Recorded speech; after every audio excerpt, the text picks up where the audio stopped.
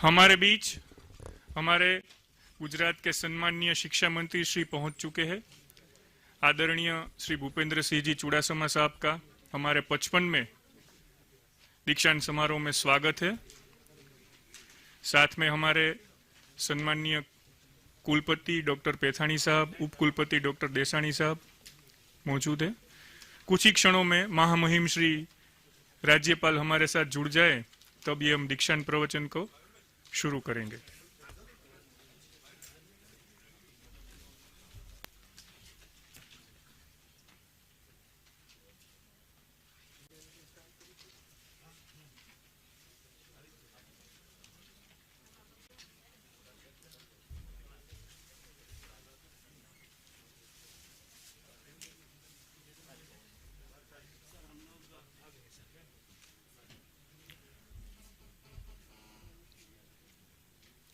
Online हमारे साथ हमारे राज्य कक्षा के शिक्षण मंत्री श्रीमती विभावरीबेन दवे भी मौजूद है, उनका स्वागत है।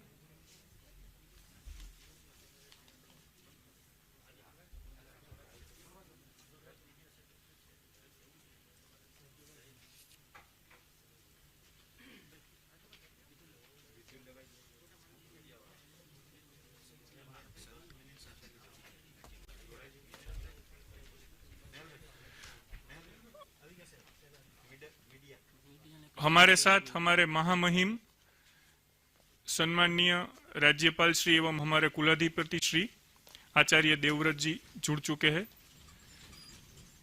उनका हृदय से स्वागत करता हूं।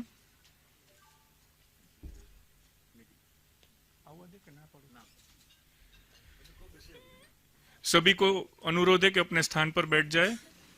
सभी मीडिया मित्रों से विनती है कि महामहिम राज्यपाल श्री हमारे बीच आ चुके हैं, तो हमारा कार्यक्रम शुरू करना है, तो आप अपनी जगह रिक्त कर दे, खाली कर दे। सभी मीडिया मित्रों से विनती है। जय भाई, मीडिया के सभी मित्रों को विनती है कि ये हमारा कार्यक्रम शुरू करना है, तो आप अपनी जगह छोड़ दे। और बाहर स्पेशल मीडिया के लिए रूम बनाया है, वहां से आप अपना कवरेज करें, वहां पे लाइव कवरेज भी आ रहा है। सभी मीडिया के निमंत्रित मेहमानों से विनती है कि हमें हमारा कार्यक्रम शुरू करना है, तो तुरंत ही अपना स्थान खाली कर दे।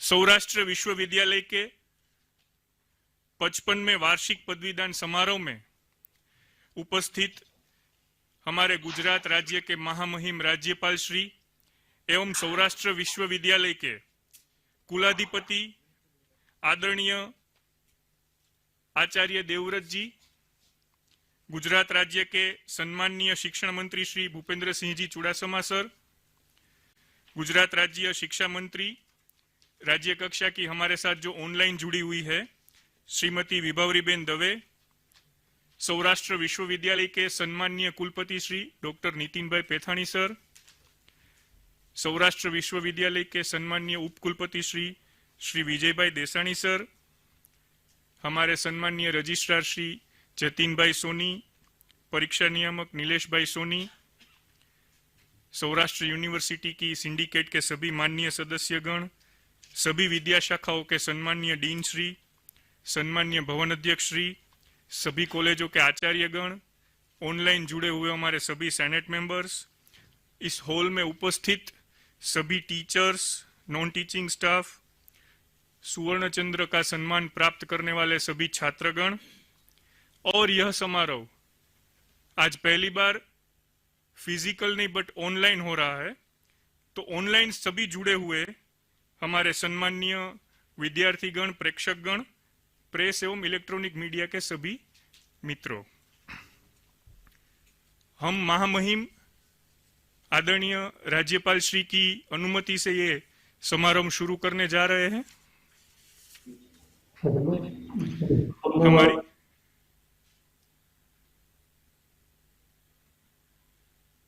हमारी भारतीय परंपरा के अनुसार सर्वप्रथम हम सभी कार्यक्रम की शुरुआत प्रार्थना से करेंगे। प्रार्थना के लिए मैं अर्जुनलाल ईरानी परफॉर्मिंग आर्ट्स कॉलेज के कलावृंद छात्रों द्वारा प्रस्तुत प्रार्थना को पेश करने की राज्यपाल श्री से अनुमति चाहता हूं। હનુમત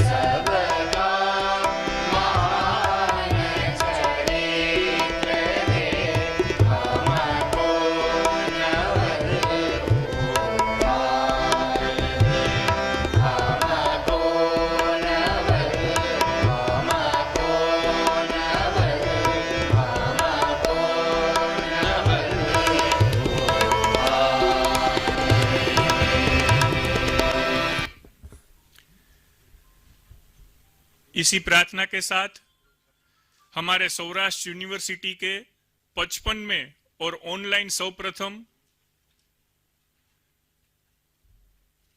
कॉन्वोकेशन समारोह में आप सभी का मैं डॉक्टर नेहल शुक्ल सौराष्ट्र यूनिवर्सिटी की ओर से स्वागत करता हूं।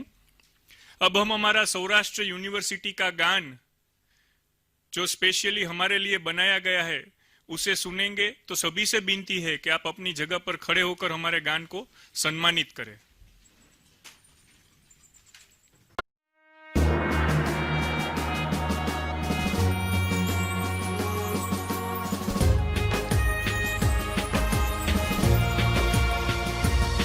सौराष्ट्र विद्यापीठ सदाए पावनकारी नाम, दरिया जेवी घूघवे अहिया जग विद्या तमाम। जय हो जय हो जय जयकार, जय हो जय हो जय जयकार। सर्वधर्म संभाव हृदय में नरसैयानी भक्ति छे, सावज डण कुमार गीर में एवी युवान शक्ति छे। गिरनार जेवू स्थिर जीवन हो ध्यान मंत्र कराम। जय हो जय हो जय जयकार, जय हो जय हो जय जयकार।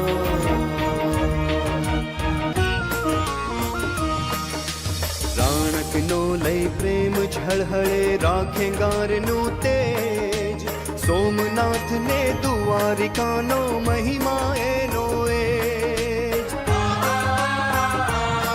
વાગીશ્વરીની વીણા વાગી ઝંકૃત ગામે ગામ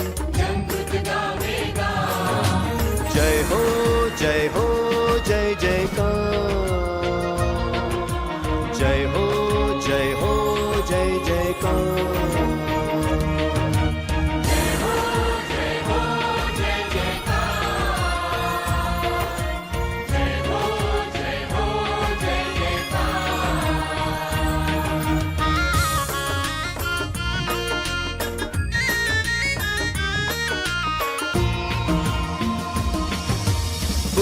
મહાવીર ગાંધીનો પથરાયો છે અજવાસ નિર્બળ ને બળવાન સંગમાં ખેલે દાંડિયા રાસ વલ્લભી વિદ્યા યાદ રાખ તું જીવતું વિદ્યાધામ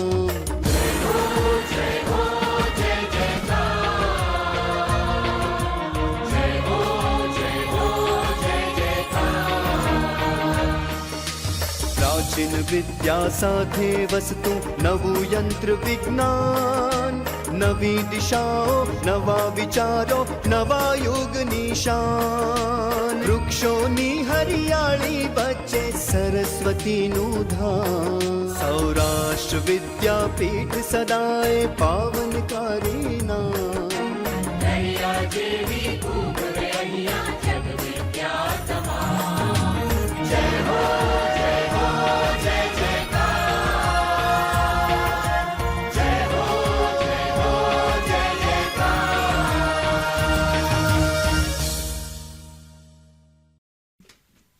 आभार।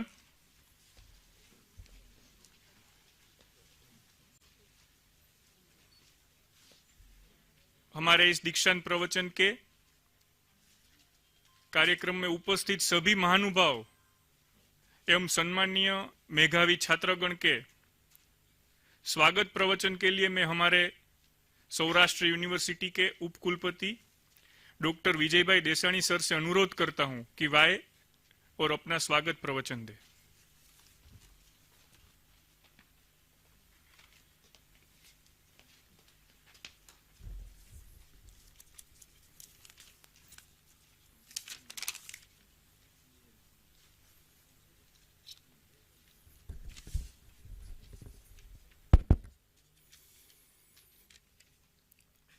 लोकाभिरामं रणरंगधीरं राजीवनेत्रं रघुवंशनाथं कारुण्यरूपं करुणाकरन्तं श्रीरामचन्द्रं शरणं प्रपद्ये। वसुदेवसुतं देवं कंसचारुणमर्दनं देवकी परमानन्दं कृष्णं वन्दे जगद्गुरुं। 55मा पदवीदान समारंभमां गुजरात राज्यना महामहिम परम श्रद्धेय आदरणीय राज्यपाल श्री आचार्य देवव्रतजी एमनु हूँ हृदयपूर्वक आ यूनिवर्सिटी वती स्वागत करूँ छूँ। साथे साथे गुजरात राज्यना आदरणीय शिक्षण मंत्री श्री अने वर्षोथी जेमना मार्गदर्शन नीचे अमे काम करी रह्या छीए एवा आदरणीय श्री भूपेन्द्रसिंहजी चुडासमानुं पण स्वागत करूँ छूँ। एवाज अमारा बेन श्री राज्यकक्षाना शिक्षण मंत्री विभावरीबेन दवे एमनुं पण स्वागत करूँ छूँ।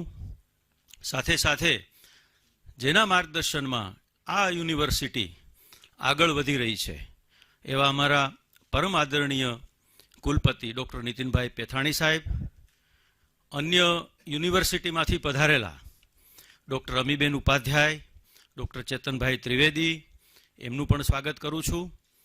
पूर्व कुलपति डॉक्टर पाडलिया साहेब एमनुं पण स्वागत करूँ छूँ। अमारी यूनिवर्सिटी ना सर्वे फेकल्टी डीन, सिंडिकेट सभ्यों, प्राध्यापक भाईओ बहनों अने क्राउन ऑफ यूनिवर्सिटी एटले के गोल्ड मेडालिस्ट ए बधानुं पण हूँ हृदयपूर्वक स्वागत करूँ छूँ।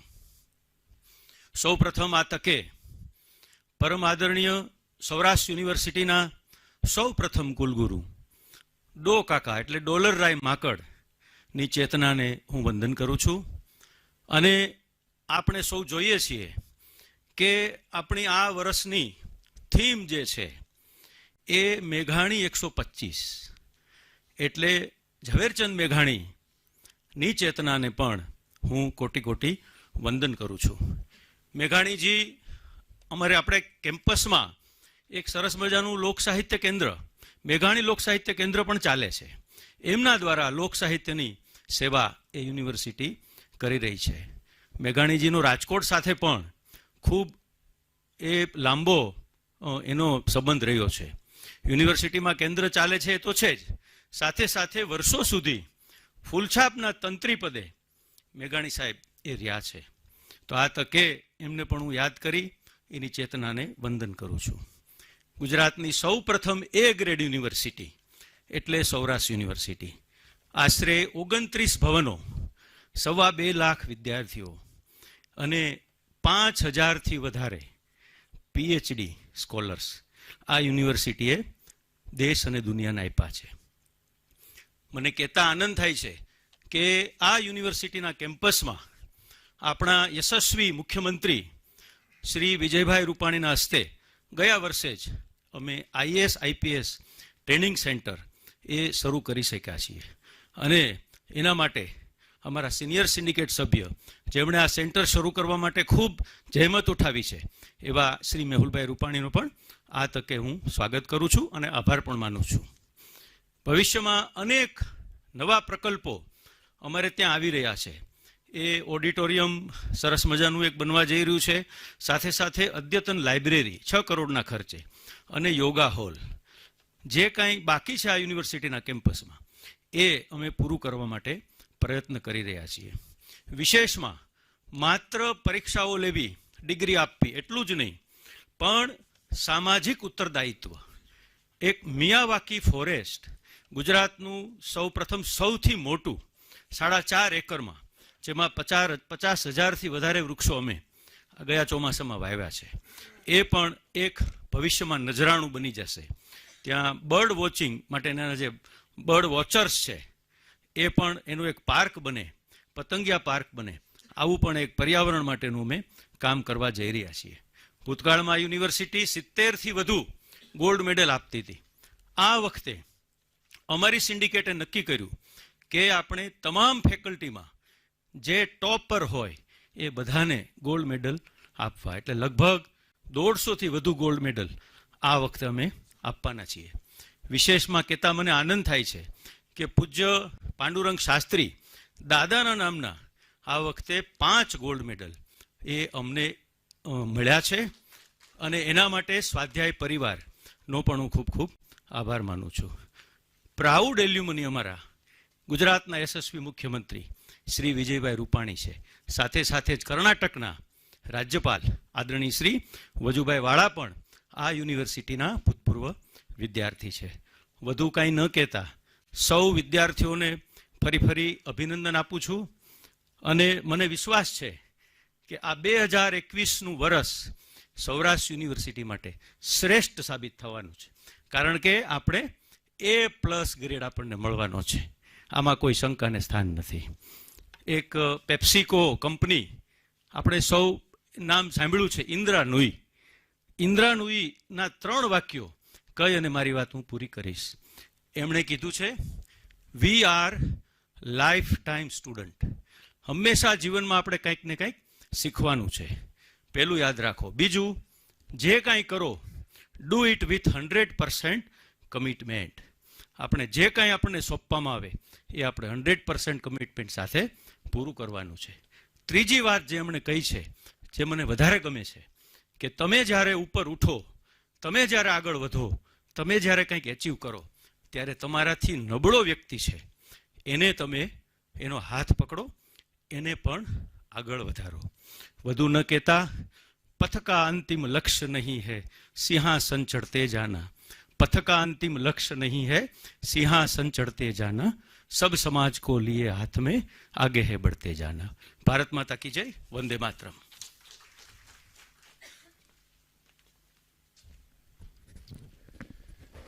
धन्यवाद देसाणी सर.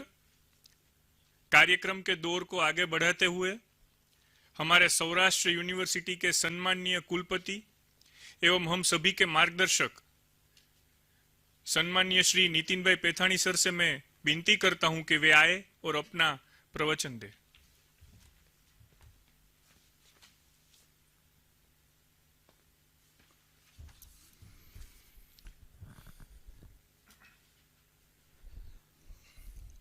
સૌને મારા આદરપૂર્વક નમસ્કાર।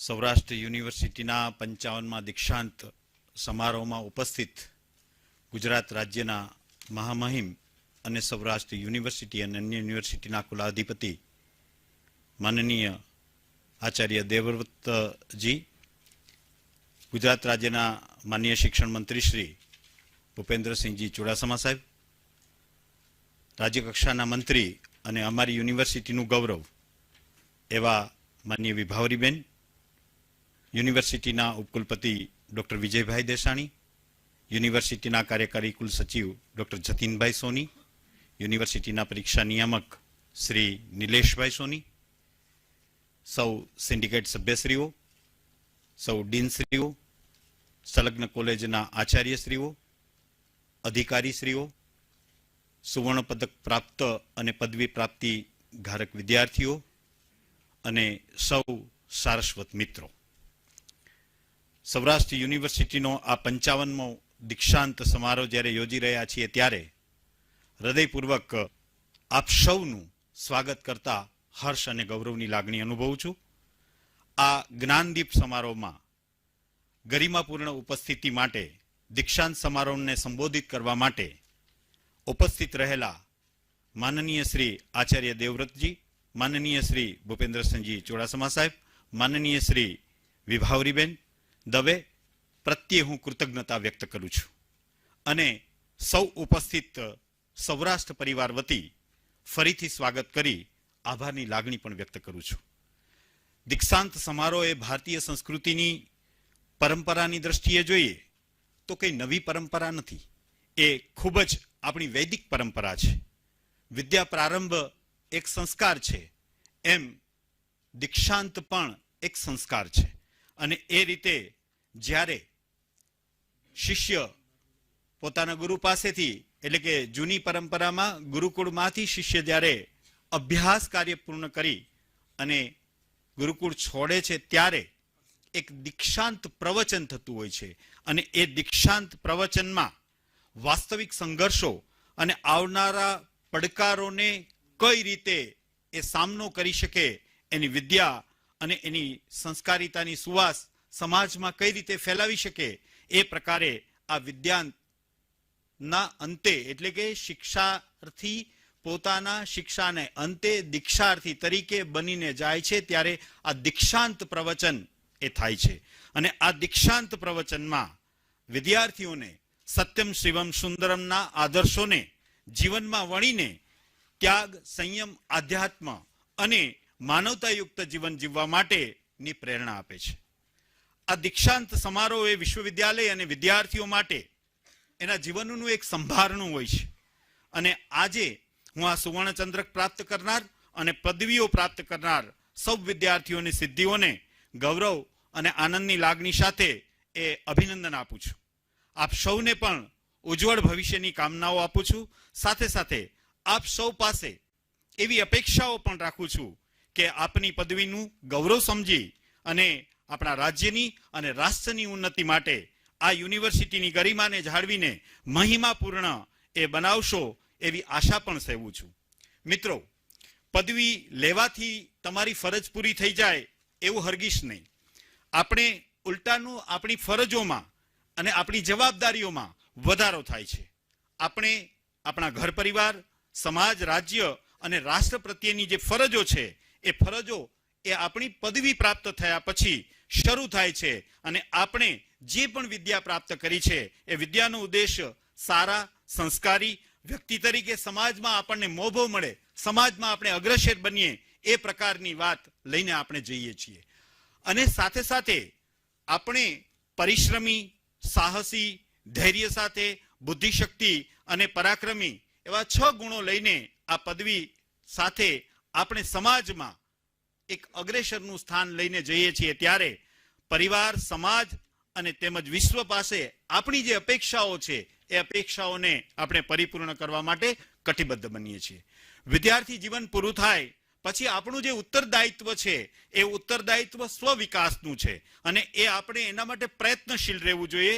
જીવન લક્ષ્ય નક્કી કરી અને લક્ષ્યને પામવા માટે આપણે કર્મઠ બનીને પ્રયાસો કરતા રહેવું જોઈએ, સતત વિકસતા રહેવું જોઈએ. તેમજ પરિવાર સાથે ભાવનાત્મક રીતે જોડાઈને પરિવારનું જતન એક બાગની જેમ કરવું જોઈએ, કારણ કે પરિવારે જ આપણને ઉછર્યો છે, પરિવારે જ આપણને મદદ કરી છે અને આપણા પરિવારના યોગદાન થકી જ આપણે આગળ વધ્યા છીએ. આપણું પરિવાર પછીનું જે વર્તુળ છે એ સમાજ છે કે રાષ્ટ્ર છે અને એ સમાજ કે રાષ્ટ્ર પાસેથી આપણે મેળવ્યું છે અને આપણે રાષ્ટ્રને કે સમાજને પરત આપવા માટે આપણે હવે સમૃદ્ધ બન્યા છીએ.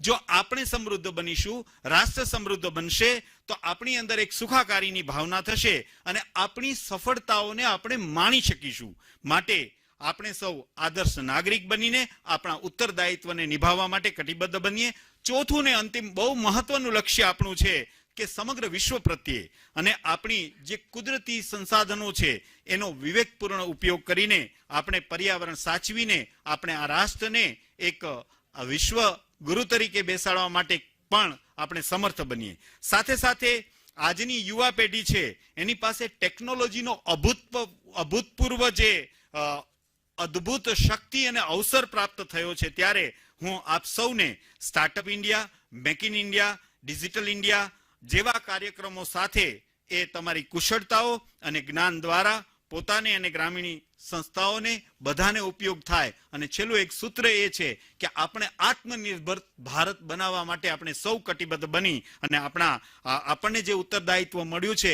એને સુપેરે નિભાવીએ. વિદ્યાર્થી મિત્રો, આપ સૌને મારે એક વાત એ પણ કહેવી છે કે આજે આખું વિશ્વ એ કોરોના કાળ જેવી પરિસ્થિતિમાં COVID-19 માં ગયું છે, ત્યારે આપણને ઘણું બધું શીખવ્યું છે, ઘણું બધું શીખ્યા છીએ. આપણે વાસ્તવિક રીતે ઔપચારિક રીતે શિક્ષણને બદલે અનૌપચારિક ઘણું બધું શિક્ષણ પ્રાપ્ત કર્યું છે અને આપણને આપણા પરિવાર સાથે રહેવાનું મળ્યું છે, આપણા સમાજ સાથે રહેવાનું મળ્યું છે. એટલું જ નહીં, પેઢી દર પેઢી સામાજિક ક્ષેત્રે અને સામાજિક દાયિત્વ નિભાવવા માટેની આપણને તક મળી હતી અને આપણે સૌએ નિભાવી છે. એક નાગરિક તરીકેની ભૂમિકા ભજવી છે અને એ રીતે આપણે આપણા અનુભવ ક્ષેત્રમાં ઘણું બધું પ્રાપ્ત કર્યું છે.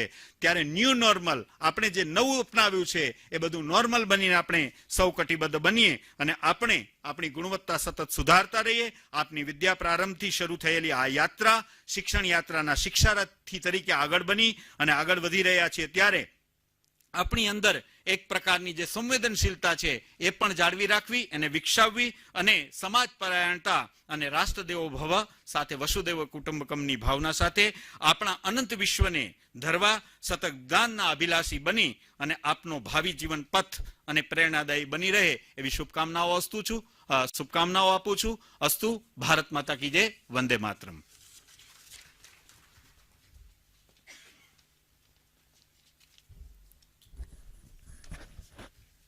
खूब खूब धन्यवाद आदरणीय कुलपति सर. ये मार्गदर्शन हमें जीवन पथ में बहुत सरलता से आगे बढ़ाएगा. अब मैं महामहिम राज्यपाल एवं हमारे कुलाधिपति श्री की अनुमति से विविध विद्या शाखाओं को जो भी छात्र यहाँ पर उपस्थित है उनको पदवी प्रदान करने के हेतु अभिप्रार्थना विधि के लिए सभी विद्या शाखाओं के डीन की ओर से विज्ञान विद्या शाखा के डीन डॉक्टर मेहुल भाई रूपाणी को मंच पर आने की विनती करता हूं.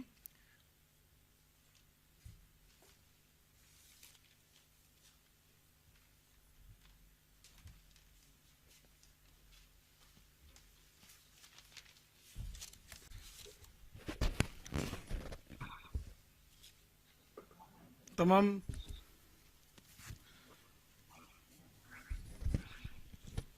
વિદ્યા શાખાના સ્નાતકોને અને તમામ ડીનશ્રીઓને ઊભા થવા મારી નમ્ર વિનંતી છે. દરેક વિદ્યા શાખાના અધ્યક્ષશ્રીઓ ક્રમાનુસાર પોતાની વિદ્યા શાખાના વિદ્યાર્થીઓની પદવી કે ડિપ્લોમા એનાયત કરવા માટે કુલાધિપતિશ્રીને વિનંતી કરશે. આદરણીય કુલાધિપતિશ્રી, આ યુનિવર્સિટીની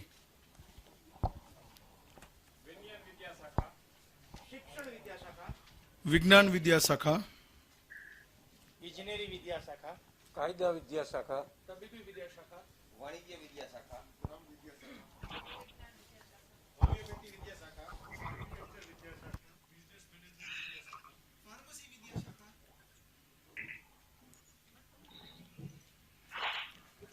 ઉપરોક્ત વિદ્યાશાખાઓ હેઠળની જુદી જુદી પદવીઓ તેમજ ડિપ્લોમા માટે લેવામાં આવેલી પરીક્ષાઓમાં જેઓને ઉત્તીર્ણ જાહેર કરવામાં આવ્યા છે અને જે તે પદવી કે ડિપ્લોમા માટે જેમને લાયક ગણવામાં આવ્યા છે અને તે પૈકી જેઓ અત્રે હાજર છે તેમને અને જેઓએ ગેરહાજરીમાં પણ પદવી કે ડિપ્લોમા મેળવવા ઈચ્છા વ્યક્ત કરેલ છે તેમને તે એનાયત કરવા માટે આપને વિનંતી કરું છું.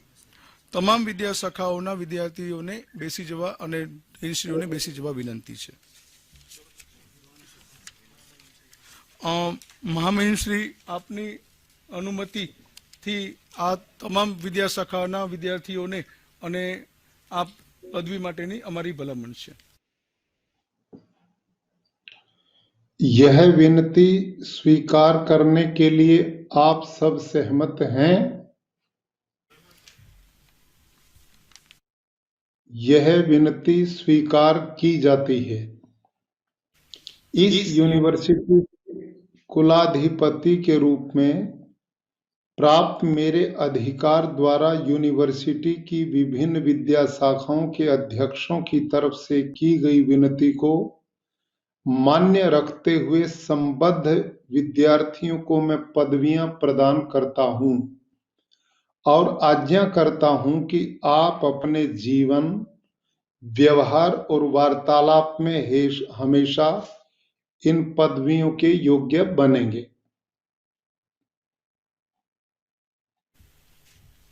નમસ્કાર. 55મા વાર્ષિક પદવીદાન સમારંભમાં એનાયત કરવામાં આવેલ વિવિધ વિદ્યા શાખાઓની પદવીઓની હું જાહેરાત કરું છું.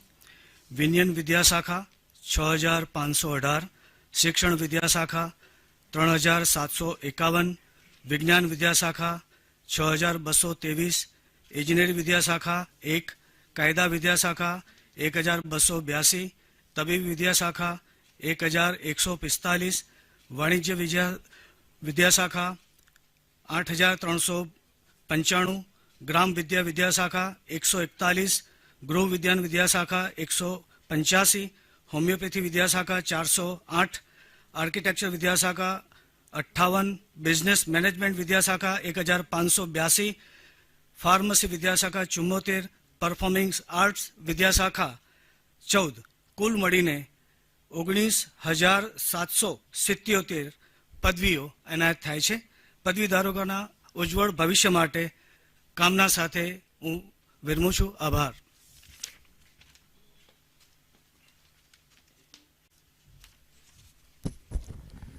सभी पदवी प्राप्त करने वाले छात्राओं को अभिनंदन. मैं ज्ञान ज्योत प्रज्वलन के लिए हमारे सम्माननीय कुलाधिपति की अनुमति से एवं गुजरात राज्य के कैबिनेट शिक्षा मंत्री श्री भूपेंद्र सिंह जी चुड़ासमा सर, ऑनलाइन उपस्थित विभावरीबेन दवे, सम्माननीय कुलपति श्री, उपकुलपति श्री और सभी मंचस्थ महानुभावों से विनती करता हूं कि वे ज्ञान ज्योत प्रज्वलीकरण के लिए आगे आए. मेडिकल विद्या शाखा की 2 छात्राएं शाहरिया और गढ़वी कविता को भी विनती करोतु कल्याणम आरोग्यम धन संपदा शत्रुबुद्धि विनाशाय दीप ज्योति नमोस्तुते.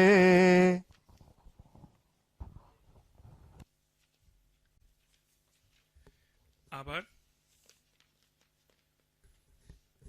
कार्यक्रम के दौर को आगे बढ़ाते हुए ऑनलाइन हमारे साथ जुड़ी हुई हमारी गुजरात राज्य की राज्य कक्षा की सम्माननीय शिक्षण मंत्री श्रीमती विभावरीबेन दवे को मैं विनती करता हूं कि वे प्रासंगिक प्रवचन करें।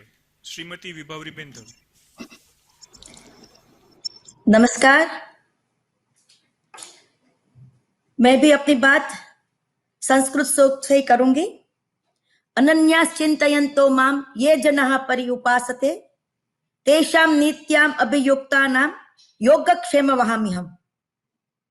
हमारा सबका योगक्षेम की प्रार्थना करते हुए इस समारंभ में हमारे उपस्थित राज्यपाल श्री महामहिम श्री, जिनके नाम के साथ आचार्य की पदवी जुड़ी हुई है, लेकिन वैसे भी वो आचार्य के कर्म से भी वो आचार्य रह के बहुत अच्छे से शिक्षा विभाग में काम कर चुके हैं और साथ साथ गुजरात में और अपने स्टेट में भी प्राकृतिक खेती के काम में बहुत ही अच्छी तरह काम करके बहुत ही अच्छा गुजरात को भी प्रदान किया है।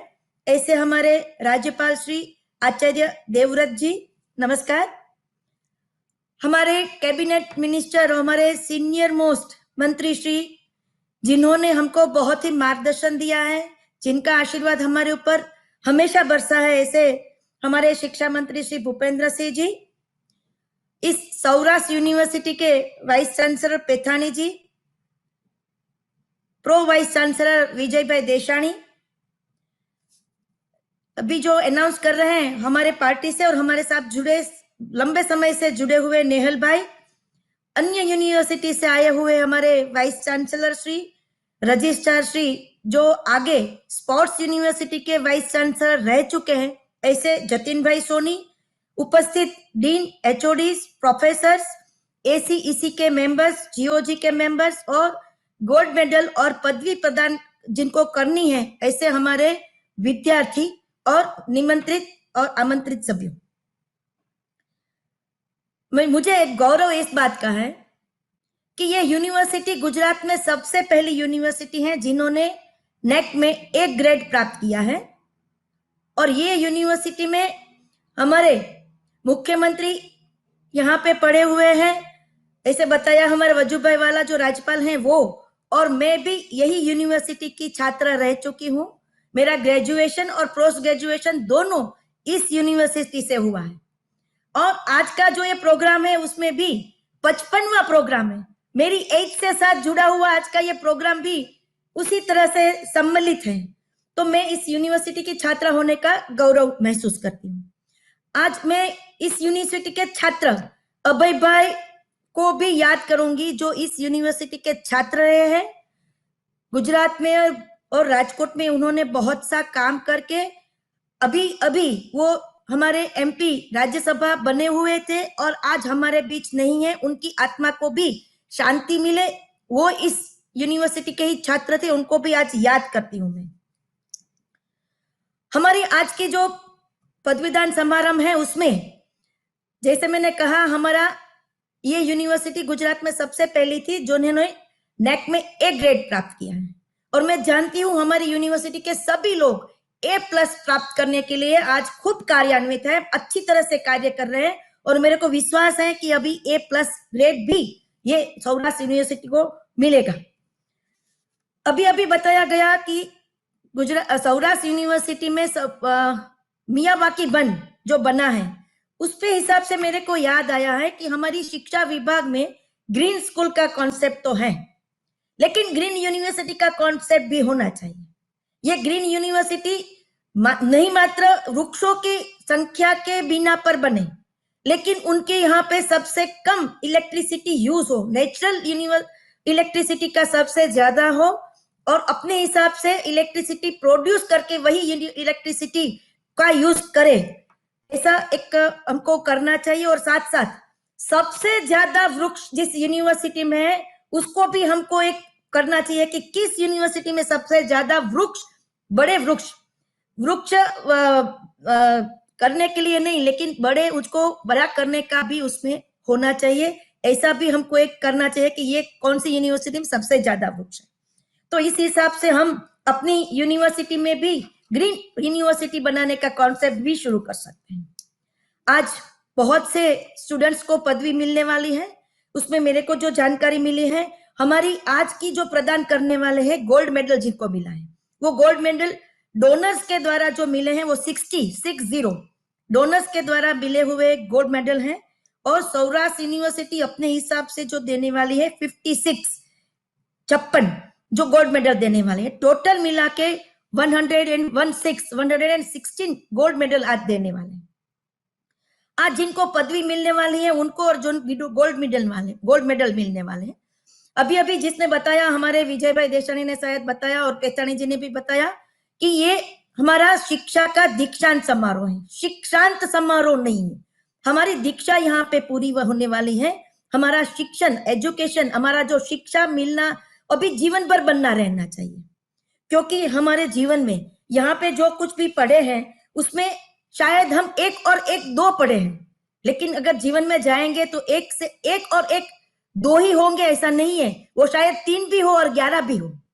तो ये भी हमारा जीवन में अभी सीखना है कि हम कैसे हमारे जीवन में आगे बढ़ सके और कैसे हम जीवन में हमारा सॉल्यूशन ले सके। अभी तक जो आपने पढ़ा है उसमें आपका जो भी चुनौती आई है, जो भी आपकी एग्जाम्स आई है, उसमें आपको ऑप्शन मिले हैं कि आपको इस प्रश्न के 10 ऑप्शन है, उसमें से 7 और 8 को जवाब देना है। लेकिन जीवन में ऐसा नहीं होगा। जो भी चुनौती है कि उसका सबका हमको सॉल्यूशन देना है, उसको सबको हमको सामना करना है और हमको बताना है कि जीवन में जो भी मुश्किल आएगी हम उसका सबका सामना करके अच्छी तरह से जीवन में उसमें भी आगे बढ़ सके।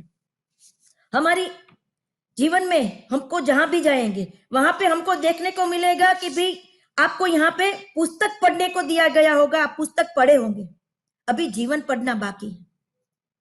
आपने यहाँ पे काउंटिंग किया होगा, गणतरी, हम बोलते हैं ना कि हमने गणतरी की होगी, तो गणतरी આપણા ભણવામાં આપણે ગણતરી શીખ્યા છીએ, પરંતુ જીવનની ગણતરી હજી આપણે ગણવાની છે અને આ ગણતરીમાં પણ આપણે પાસ થવાનું છે અને ગણતરીમાં પણ પાસ થઈને આગળ વધવાનું છે।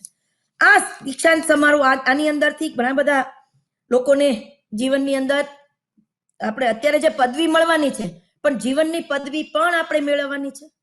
અહીંયા તમને ગોલ્ડ મેડલ મળ્યો છે, પરંતુ હું એવી ઈચ્છા રાખું, એવી પ્રાર્થના કરું કે જીવનના પ્રશ્નોમાં પણ તમે ગોલ્ડ મેડલ મેળવો અને જીવનના બધા પ્રશ્નોમાં તમે સુપેરે પાસ થઈ અને ગોલ્ડ મેડલ મેળવી અને જીવનની અંદર આગળ વધો। આ જીવનના પ્રશ્નોની અંદર સામનો કરવા માટે આજે તમને અહીંયા જે ડિગ્રી આપવામાં આવશે, પદવી આપવામાં આવશે, એના દ્વારા, શિક્ષણ દ્વારા તમારો કોન્ફિડન્સ વધવાનો છે, તમારું ધૈર્ય વધવાનું છે, તમારી નિર્ભયતા વધવાની છે। જીવનમાં તમે આ બધા જ ગુણો મેળવી અને તમારા જીવનની અંદર કોન્ફિડન્સથી આગળ વધો અને આ જીવનની અંદર કોન્ફિડન્સમાં તમે સફળ બનો, જીવનના ગોલ્ડ મેડલ મેળવો, જીવનની પદવીઓ મેળવો અને આ યુનિવર્સિટી A+ ગ્રેડ મેળવે, એટલી જ મારી શુભેચ્છા અને પ્રાર્થના છે। અસ્તુ, વંદે માતરમ।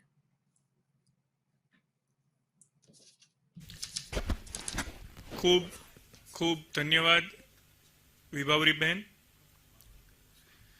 हमारे सौराष्ट्र विश्वविद्यालय के 55वें दीक्षांत समारोह में जिनकी विशेष उपस्थिति है और जिनकी उपस्थिति से हम गौरवान्वित है, ऐसे हमारे प्रखर अभ्यासी, हमारे गुजरात राज्य के सम्माननीय शिक्षण मंत्री आदरणीय श्री भूपेंद्र सिंह जी चुड़ासमा सर से मैं विनती करता हूं कि वे हमें दीक्षांत प्रवचन दें।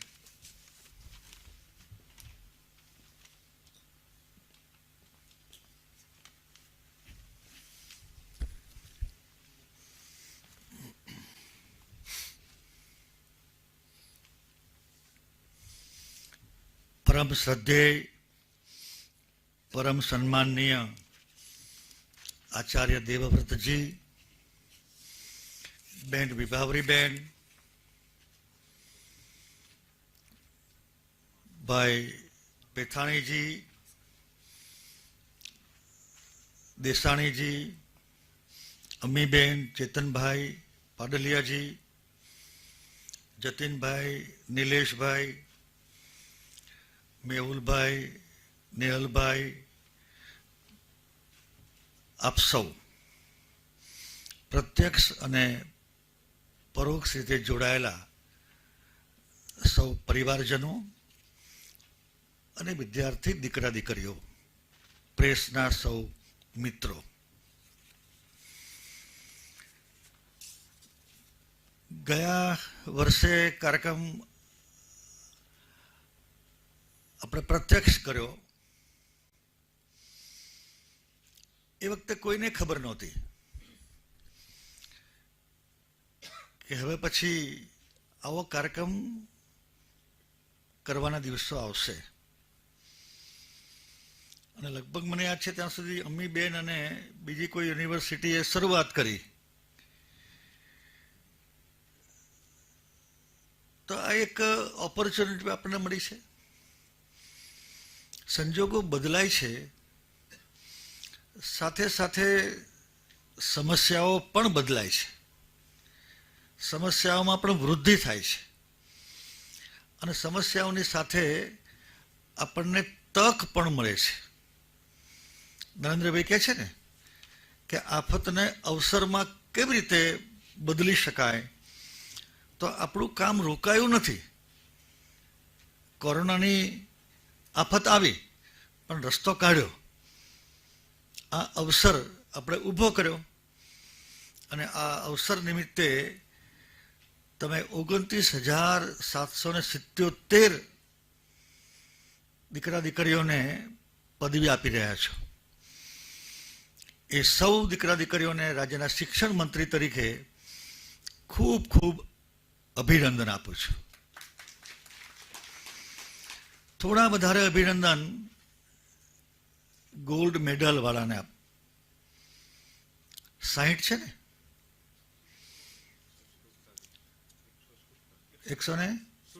147 થોડા વધારે, કારણ કે ગોલ્ડ મેડલ લાવ્યા છે એટલા માટે.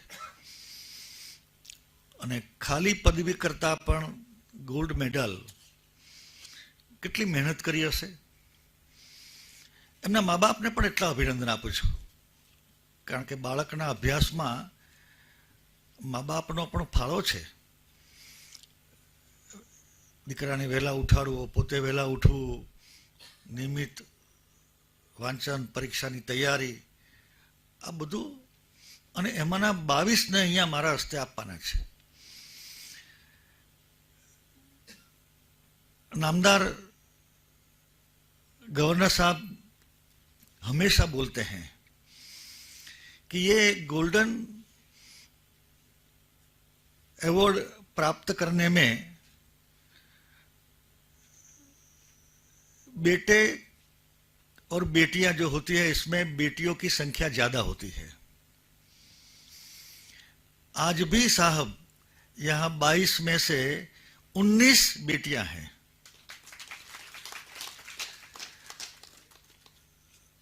નરેન્દ્રભાઈએ 2003 પછી કન્યા કેળવણી શરૂ કર્યું હતું. Education is a slow and long process, permanent process. આજે કન્યા કેળવણીની અસર દેખાય છે.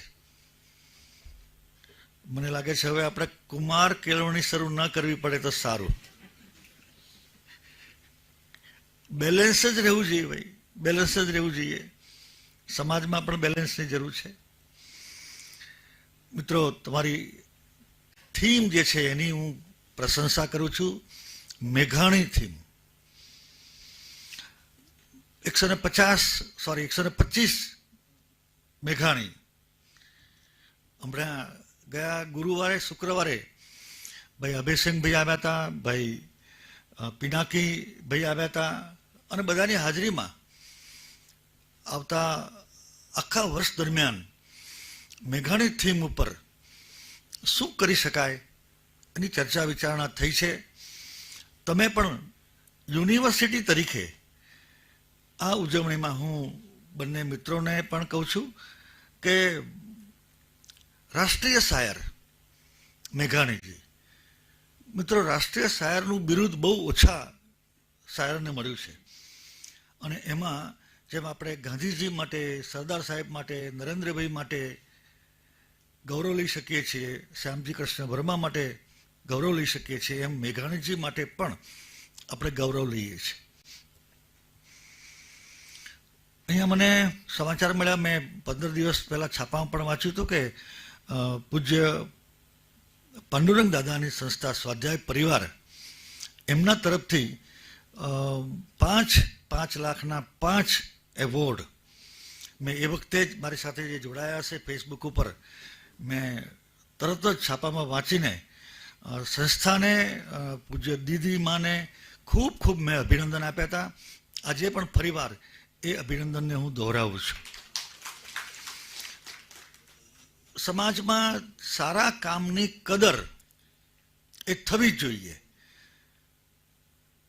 અને એ કદર થાય તો બીજાને સારું કામ કરવા માટેની પ્રેરણા મળતી હોય છે અને એ પ્રેરણા મળે એટલા માટે આજે ફરીવાર એ દોહરાવું છું. મિત્રો, 29મી જુલાઈએ કેન્દ્ર સરકારે નવી રાષ્ટ્રીય શિક્ષણ નીતિ જાહેર કરી છે અને સદભાગ્યે 2-3-4 વર્ષની કસરત પછી તૈયાર કરેલી આ નવી રાષ્ટ્રીય શિક્ષણ નીતિ NEP નેશનલ એજ્યુકેશન પોલિસી, નામ છે નેશનલ, રાષ્ટ્રીય છે, બીજેપી નથી, NDA નથી, it is national education policy. મતલબ કે દેશના વિકાસને ધ્યાનમાં રાખીને આ પોલિસી જે પહેલાં નહોતું હવે છે, એમાં વિદ્યાર્થી પહેલા વર્ષ પછી અભ્યાસ આર્થિક, સામાજિક, કૌટુંબિક, શારીરિક કારણસર ન કરી શકે અને છોડી દે તો ભૂતકાળમાં વ્યવસ્થા નહોતી અને એ કેટલું ભણ્યા છો તો પહેલું વર્ષ પછી એને ક્યાંય પણ નોકરી, કંઈ પણ સર્ટિફિકેટ ન મળે. પણ માન્ય પ્રધાનમંત્રી શ્રી અને પોખરિયાલજીએ આ નવી શિક્ષણ નીતિમાં મિત્રો જે સુવિધા કરી છે, આ યુનિવર્સિટી ખૂબ અનુભવી યુનિવર્સિટી છે. આ વિષય ઉપર મારા કહેવાથી આખી શિક્ષણ નીતિ માટે તમે એક ટાસ્ક ફોર્સ પણ બનાવી છે. 8 થી 20 ચેપ્ટર એના માટે પણ તમે અભ્યાસ સમિતિ પણ બનાવી છે. કોરોના કાળમાં આ કામ ધીમું ન પડી જાય એ તમે જરા જોજો અને હું ઈચ્છું કે આખી શિક્ષણ નીતિના અમલીકરણમાં ગુજરાત પહેલા નંબરે હોવું જોઈએ. કારણ કે નરેન્દ્રભાઈ ગુજરાતના છે એટલા માટે. અને આ શિક્ષણ નીતિ 68-86 પછી આજે આવી છે તો હવે પાછું 30-40 વર્ષ પછી, કારણ કે આ દર વર્ષે બદલાતી એવી કોઈ નીતિ નથી, કારણ કે આ નીતિ દ્વારા એક વ્યક્તિનું ભાવિનું ઘડતર થાય છે, સાથે સાથે સમાજનું ઘડતર થાય છે અને દેશનું પણ ભવિષ્ય ઘડાય છે. એની જવાબદારી જ્યારે મારા અને તમારા પર છે ત્યારે એવા સંજોગોની અંદર આપણે રાષ્ટ્રીય શિક્ષણ નીતિ અને એમાંનો એક ભાગ આધુનિક ટેકનોલોજી, નરેન્દ્રભાઈ પ્રધાનમંત્રી બન્યા પછી એમણે જે સ્ટાર્ટઅપ, ન્યૂ ઇન્ડિયા, આ બધી જે બાબતો, digital India, I can, we can, એ બધાની પાછળનો એક મર્મ છે, અર્થ છે, માત્ર સ્લોગન નથી. અને એમાંની જે SSIP ઇનોવેશન, એને પણ આ નવી રાષ્ટ્રીય શિક્ષણ નીતિમાં ખૂબ અગત્યનું સ્થાન આપ્યું છે. મારી વ્યક્તિગત લાગણી છે તમને બધાને કે આ દિશામાં આપણે અત્યાર સુધીમાં સૌના સાથ સહકારથી ખૂબ સારું કામ કરીને આપણે 18-19-20માં સતત 2 વર્ષ પહેલી રેન્કમાં આખા દેશમાં ગુજરાત સ્ટાર્ટઅપ ઇનોવેશનના કામમાં આપણે આવ્યા છીએ. અને પછી મેં વિભાવરીબેને, અંજુબેને નક્કી કર્યું કે દરેક યુનિવર્સિટીમાં SSIP અને ઇનોવેશનનું સેન્ટર આપણે શરૂ કરવું છે. मैं नामदार गवर्नर साहब को बताना चाहूँगा कि पिछले 18-19-20 में continuously for 2 years we stood first in the country in SSIP work. तो हमने ये तय किया है कि 2-3-4 यूनिवर्सिटी ने काम किया और हम प्रथम रैंक में आए, तो सभी यूनिवर्सिटी सिर्फ सरकारी नहीं बल्कि सभी सेल्फ फाइनेंस ऑल्सो, सभी यूनिवर्सिटी मिलके वी हैव 77 यूनिवर्सिटीज।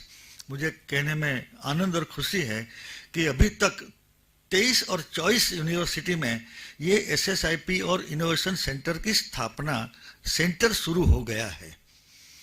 ये कोई छोटी उपलब्धि नहीं है। कल ही केंद्रीय मंत्री प्रकाश जावड़ेकर जुड़े थे हमारे साथ। उन्होंने भी ये जानकर बहुत खुशी व्यक्त की कि गुजरात ने बहुत अच्छा काम किया है। बुधवार को स्मृति ईरानी भी जुड़ रही है। ये जानकर के मैं जिनको भी फोन करता हूं, जिनको भी मेल करता हूं, तुरंत सब समय देते हैं, हमारे काम को समय देते हैं। और अच्छा काम हम करेंगे तो एक दिन ऐसा भी आएगा कि प्रधानमंत्री भी हमारे कार्यक्रम में आएंगे। और मेरी यही इच्छा है कि हम ये काम करें। और इस काम के पीछे एक हमारा आशय भी है कि आज का विद्यार्थी सिर्फ BA BCom होकर, BSc होकर के वैसे सर्टिफिकेट लेकर के बेकार घुमा करे, नहीं, ऐसा नहीं। सभी को सरकारी बिन सरकारी नौकरी नहीं मिल सकती है, लेकिन हम SSIP के जरिए इस विद्यार्थी को, हमारे बच्चे को इस दिशा में ले जाए, तैयार करें। आधुनिक टेक्नोलॉजी के उपयोग के लिए हम हर साल हर एक बच्चों को टैबलेट देते हैं, उसका उपयोग करें और इस माध्यम से कुछ ना कुछ नया करें, कुछ ना कुछ नया करें। समस्या और जरूरियात ये इनोवेशन की माता होती है। इनोवेशन क्या है? कब होता है इनोवेशन? रिसर्च कब होता है? जब जरूरियात खड़ी होती है, जब समस्या खड़ी होती है, तब ही इनोवेशन होता है, तब ही रिसर्च होता है। आजकल तो समस्या का ढेर है, बहुत सारी समस्या है और उसका इलाज भी है, उसका इलाज भी है। हमारे बच्चे काम करते हैं और ये रिसर्च करके उसका पैटर्न भी फाइल करते हैं। ये बात बताने में भी मुझे इतनी खुशी है कि देश की सभी IITs मिलकर के आज तक 726 फाइल की है, पेटेंट 726। और सिर्फ गुजरात ने, तालियां अभी बजानी है, पूरे देश में सभी IITs ने मिलकर के 726 पेटेंट फाइल की है, सिर्फ गुजरात ने 800 फाइल की है। ये काम से मैं शिक्षा मंत्री के नाते I am excited, I am inspired. ये जो भाव है नीचे तक पहुंचना चाहिए, हर एक विद्यार्थी तक पहुंचना चाहिए, हर एक अध्यापक तक पहुंचना चाहिए, हर एक पेरेंट्स तक भी पहुंचना चाहिए। ये समूह का काम है। और आजकल के बच्चों में जो टैलेंट है हमसे ज्यादा है, उसका उपयोग प्लेटफॉर्म देना है, सिर्फ प्लेटफॉर्म देना है। हम तो 100% सरकारी यूनिवर्सिटी को पैसे देते हैं और सेल्फ फाइनेंस को भी देते हैं। मतलब ये हुआ कि जिनको काम करना है उनको हमें मदद करनी है, प्लेटफॉर्म करना है, हैकेथॉन करना है। और अभी गुजरात में इंडस्ट्रियल जो डेवलपमेंट हो रहा है तो नए नए उद्योग आएंगे।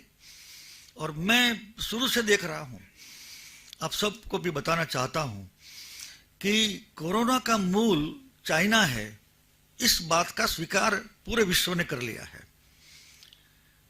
तो who have invested in China, they are trying to withdraw themselves from China, and who had decided to invest in China, they have turn up. तो कहां जाएंगे भैया, कहां जाएंगे, कहां? वो हिंदुस्तान में ही आएंगे। यहां स्थिर शासन है, अच्छा नेतृत्व है, और हिंदुस्तान में आकर के कहां आएंगे? मेरा दावा है कि वो गुजरात में ही आएंगे। तो मेहमान इतने बड़े आने वाले हैं, तो मेहमान के लिए व्यवस्था भी इतनी ही बड़ी हमें करनी है। आप सब तैयार हो जाओ इतनी व्यवस्था के लिए, हमारे बच्चों को तैयार करो। नई नई टेक्नोलॉजी के साथ जो इंडस्ट्रीज आएगी, उनको कैसे बालक चाहिए, कैसा विद्यार्थी, कैसा युवा चाहिए, वो हमें तैयार करना है। लंबी बात नहीं करूंगा, मान्यवर साहब को भी हमें सुनना है, लेकिन ये दीक्षांत जो है, मैं जहां भी जाता हूं तो मेरे अनुभव से और कहीं से सुना है, कहीं पढ़ा है, वो सब मैं पदवी प्राप्त करने वाले विद्यार्थियों को मैं जो कहता हूं, यहां भी कहता हूं। बहन विभावरी बहन ने बहुत अच्छी बात की है कि अब सामाजिक जीवन में आप जाने वाले हैं। यहां तो जितना पढ़ा लिख दिया, पास हो गए, लेकिन संसार में जाएंगे, बाजार में जाएंगे, तो अननोन समस्या भी सामने आएगी। वो सिलेबस तय नहीं है, जीवन का सिलेबस तय नहीं है। कहीं से भी, कभी भी, next moment any problem can come, you have to solve it.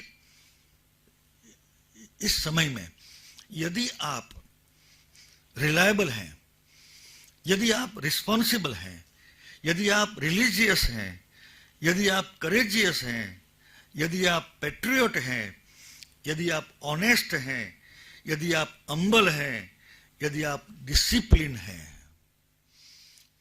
तो कोई भी प्रॉब्लम आता है तो वो निकल ही जाएगा। Reliable, responsible, courageous, honest, humble, patriot और डिसिप्लिन, ये सब गुण एक व्यक्ति में, तो कहीं भी वो जाएगा, कहीं भी जाएगा, वो सफल होगा, होगा और होगा ही। आप सबको भी सफल होना है, इसीलिए ये दीक्षांत शिक्षा मंत्री की ओर से जो मैंने टिप्स दिए हैं, वो भी आप याद रखें। आपका जीवन बहुत बहुत सफल हो।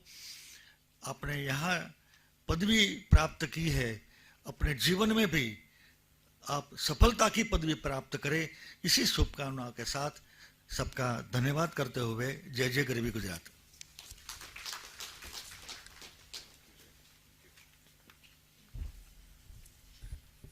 खूब खूब धन्यवाद। हमारा सौभाग्य है कि हमारे शिक्षा मंत्री श्री ने दीक्षांत प्रवचन में हमें जीने की राह बताई है। अब तक हर बार फिजिकली हमारे दीक्षांत समारोह में हमारे साथ सम्मिलित होते रहे हैं, लेकिन इस बार डिजिटली हमसे जुड़े हुए हैं। ऐसे गुजरात राज्य के महामहिम राज्यपाल श्री एवं हमारे कुलाधिपति श्री सम्माननीय आचार्य देवव्रत जी से मैं नम्र विनती और अर्ज करता हूं कि वे हम सबको अध्यक्ष प्रवचन दे। आचार्य देवव्रत जी सर। ओम विद्यां च यस्तद्वेदो भयं सः अविद्यया मृत्युं तीरत्वा विद्यया अमृतमश्नुते। ओम शांति शांति शांति। गुजरात प्रांत के बहुत ही अनुभवी और ज्ञान वृद्ध शिक्षा मंत्री आदरणीय श्री भूपेंद्र सिंह चुड़ासमा जी, आदरणीय श्रीमती विभावरी बहन दवे जी, शिक्षा राज्य मंत्री गुजरात, माननीय डॉक्टर नितिन पेथानी जी, कुलपति सौराष्ट्र विश्वविद्यालय, माननीय श्री डॉक्टर विजय देसानी जी, उप कुलपति सौराष्ट्र विश्वविद्यालय, आदरणीय डॉक्टर जतिन सोनी जी, कुल सचिव सौराष्ट्र विश्वविद्यालय, माननीय श्री नीलेश सोनी जी, परीक्षा नियामक, उपस्थित सिंडिकेट एवं सेनेट के सदस्यगण, विभिन्न संकायों के अध्यक्ष एवं प्राध्यापक गण, आज पदवी प्राप्त करने वाले सभी छात्र छात्राएं, देवी और सज्जनों, हम सब के लिए परम प्रसन्नता का विषय है कि आज सौराष्ट्र विश्वविद्यालय अपना 55वां दीक्षांत समारोह संपन्न करने जा रहा है। मेरे से पूर्व सभी विद्वान वक्ताओं ने बहुत सारगर्भित विषय आपके बीच में प्रस्तुत किए। हम सब के लिए नई दिशा और चिंतन देने वाली बातें रखी। निश्चित रूप से आज के जो पदवी धारक बेटे और बेटियां हैं, बड़ी गंभीरता के साथ उनके विषय को आत्मसात करेंगे तो बहुत लाभान्वित होंगे। सौराष्ट्र विश्वविद्यालय का इतिहास माननीय कुलपति जी ने, उप कुलपति महोदय ने हमारे बीच में प्रस्तुत किया। गुजरात प्रदेश का ये सबसे पुरातन 1967 में बना विश्वविद्यालय है और उसी समय से प्राध्यापक गण के परिश्रम से, सब लोगों के मेहनत से आने वाली पीढ़ियों के नव निर्माण में बहुत बड़ा योगदान ये विश्वविद्यालय देता रहा है। आज ये ए ग्रेड यूनिवर्सिटी है। विभिन्न प्रकार की भावी पीढ़ी को गतिमान करने की गतिविधियां संचालित होती रहती हैं।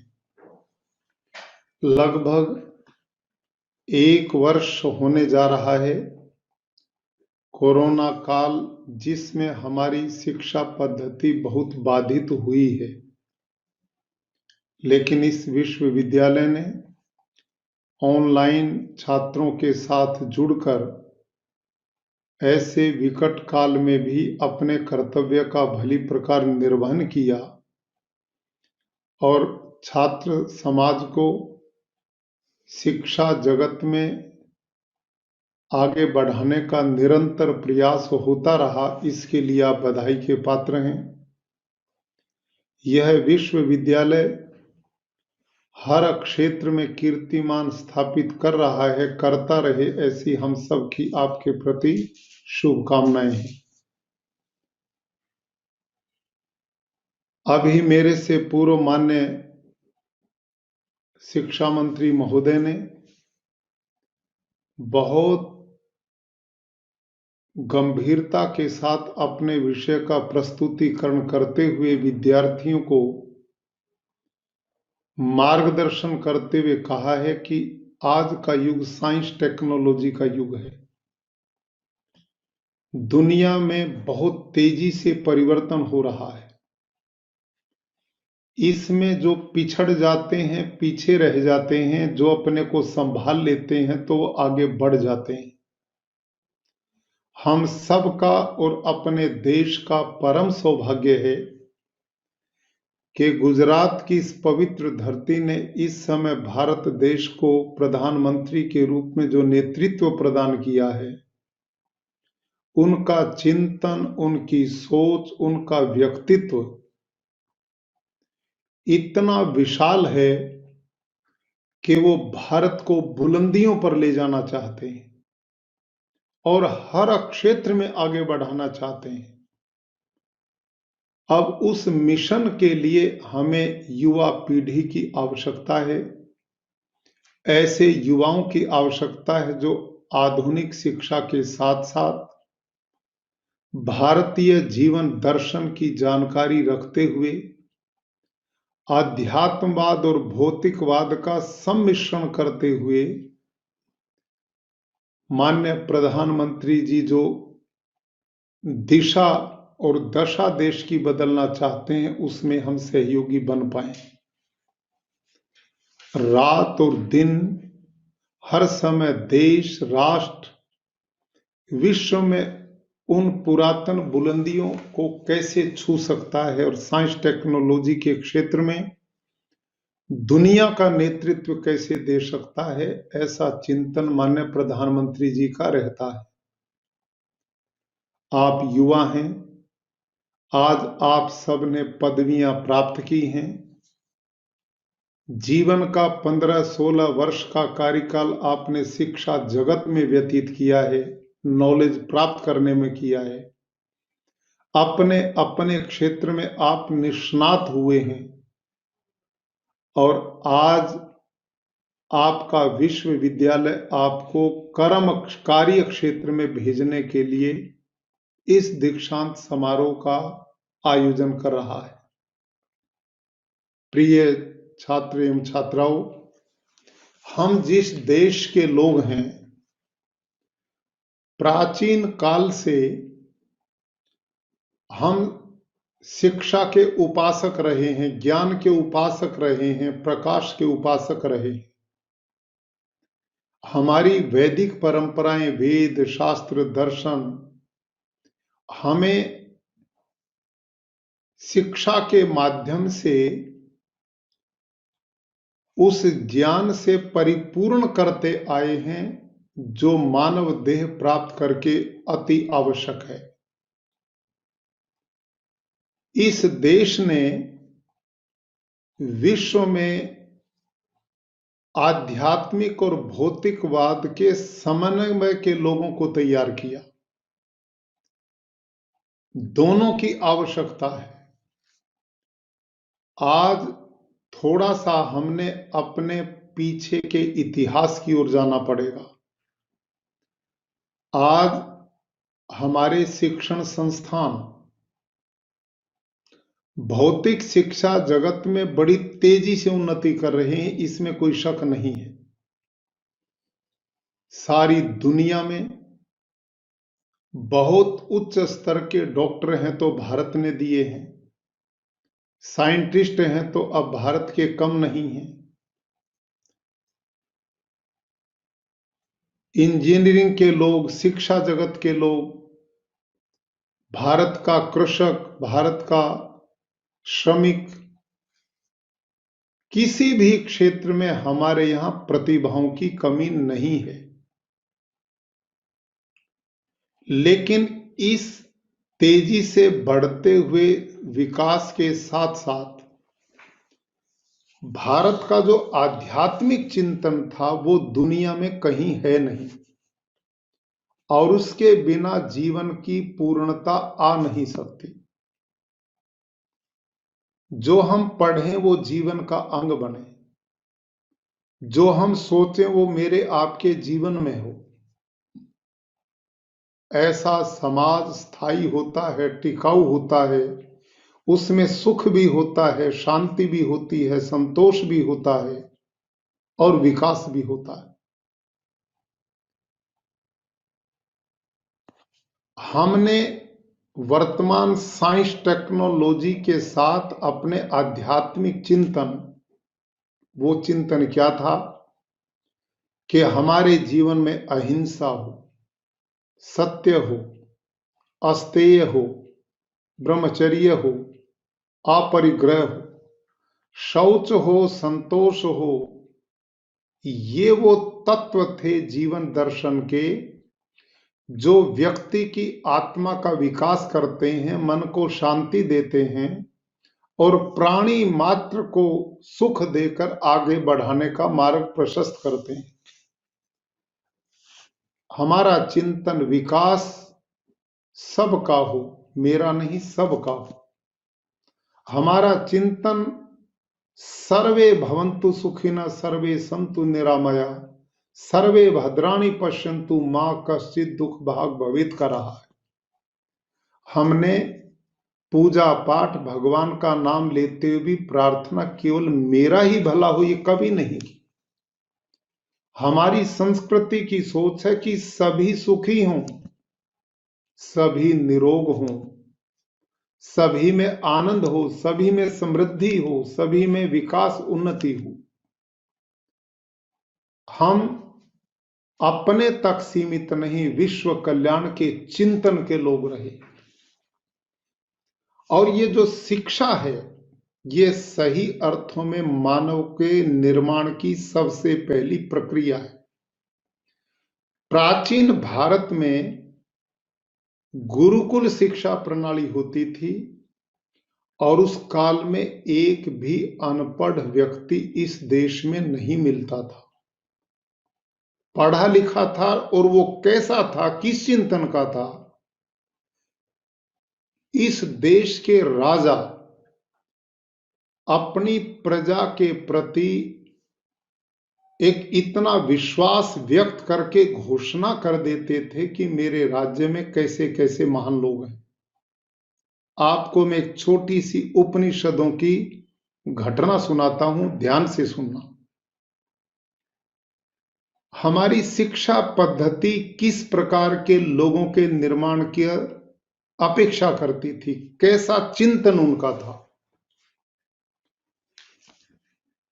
उपनिषदों में घटना है, उद्दालक आदि ऋषि, 3-4 ऋषि लोग जंगल से घूमते घूमते राजा अश्वपति के राज्य में पहुंच गए। अब ये राजा अश्वपति कौन थे? ये कैकेय देश के राजा थे। कैकेय देश, वर्तमान जो कश्मीर है, इस भूमि को कैकेय प्रदेश उस काल में बोलते थे। और राजा अश्वपति जो था वो कैकेयी का पिता था। उनके राज्य में घूमते हुए भारत के उद्दालक आदि 4 ऋषि चले गए। प्रजा के द्वारा राजा अश्वपति को सूचना मिली कि हमारे राज्य की सीमा में 4 ऋषि भ्रमण करते हुए आए हैं। तो राजा अश्वपति ने अपने एक मंत्री को संदेश दिया कि जंगल में जाओ और उन ऋषियों को मेरी ओर से निमंत्रण दे करके आओ कि वो हमारे राज्य में आए हैं, तो उनका अभिनंदन है, उनका स्वागत है। और राजा अश्वपति चाहते हैं कि वो 1 दिन, 2 दिन, 3 दिन, जितना चाहें वो मेरा आतिथ्य स्वीकार करें और हमारा भोजन ग्रहण करें। प्रिय विद्यार्थियों, उपस्थित देवी और सज्जनों, महाराजा अश्वपति का मंत्री अपने राजा के इस संदेश को लेकर जंगल में गया और उन ऋषियों को ढूंढा, उनके चरणों में अभिवादन करके राजा द्वारा जो प्रस्ताव था वो उनके सामने रख दिया और कहा कि राजा अश्वपति आपको अपना अतिथि बनाना चाहते हैं, आप मेरे साथ चलिए। तो ऋषियों ने कहा कि राजा ने हमारे बारे में इतनी अच्छी इच्छा व्यक्त की, हम उनका अभिनंदन करते हैं, धन्यवाद करते हैं, लेकिन हम तुम्हारे साथ में नहीं चलेंगे। मंत्री ने कहा महाराज क्यों नहीं चलोगे? तो राजा ऋषियों ने उत्तर दिया कि देखो, राजपाट चलाते हुए राजा से कई प्रकार की गलतियां हो जाती हैं। राजा का जो धन होता वो पवित्र नहीं रह पाता, वो कई प्रकार के कर लगाता है, टैक्स लगाता है, कई प्रकार के दंड व्यवस्था में गड़बड़ भी हो जाती है। हम आत्म धन के धनी हैं और हम यदि राजा के घर का अन्न ग्रहण करेंगे तो हमारे आत्मा पर संस्कार अच्छे नहीं पड़ेंगे, इसलिए हम तुम्हारे साथ में इस आतिथ्य को स्वीकार करते हुए नहीं चलेंगे। जब ये बात कही तो मंत्री वापस आ गए और राजा अश्वपति को सूचना दी, महाराज ऋषि तो मिल गए और बड़े पहुंचे हुए ऋषि मिले हैं, लेकिन उन्होंने हमें ये कहकर के वापस कर दिया कि हम राजा के घर का अन्न स्वीकार नहीं करेंगे, क्योंकि राजा का अन्न जो है वो कई प्रकार के टैक्स लेता है, कई प्रकार की दंड व्यवस्था में गड़बड़ कर देता है, तो उसका अन्न पवित्र नहीं होता, दूषित अन्न होता है। ऐसा अन्न खा के हमारा आत्मा अपवित्र होगा। भाई और बहनों और प्यारे विद्यार्थियों, आप थोड़ा चिंतन करना। भारत का वो राजा अश्वपति घोड़े की पीठ पर बैठ करके स्वयं जंगल में जाता है और जंगल में जाकर के भारत के ऋषियों के चरणों में अभिवादन करके कहता, हे ऋषियों, आप मेरा अन्न इसलिए नहीं ग्रहण करना चाहते कि मेरा अन्न दूषित है, पाप की कमाई है, गलत लोगों से लिया हुआ है, इसीलिए नहीं चल रहे ना कि हाँ। तो इस देश का राजा अश्वपति उन ऋषियों के सामने क्या घोषणा करता हुआ कहता कि हे ऋषियों, मैं पैदा राजा नहीं हुआ हूं, मैं आप जैसे ऋषियों के चरणों में बैठकर के गुरुकुलों में पढ़ा हूं, मैंने आप जैसे गुरुओं से शिक्षा प्राप्त की है और उस शिक्षा को मैं केवल वाणी तक सीमित नहीं रखता। यन मनसा मनुते तदवाचा वदति, यद वाचा वदति तत्कर्मणा करोति।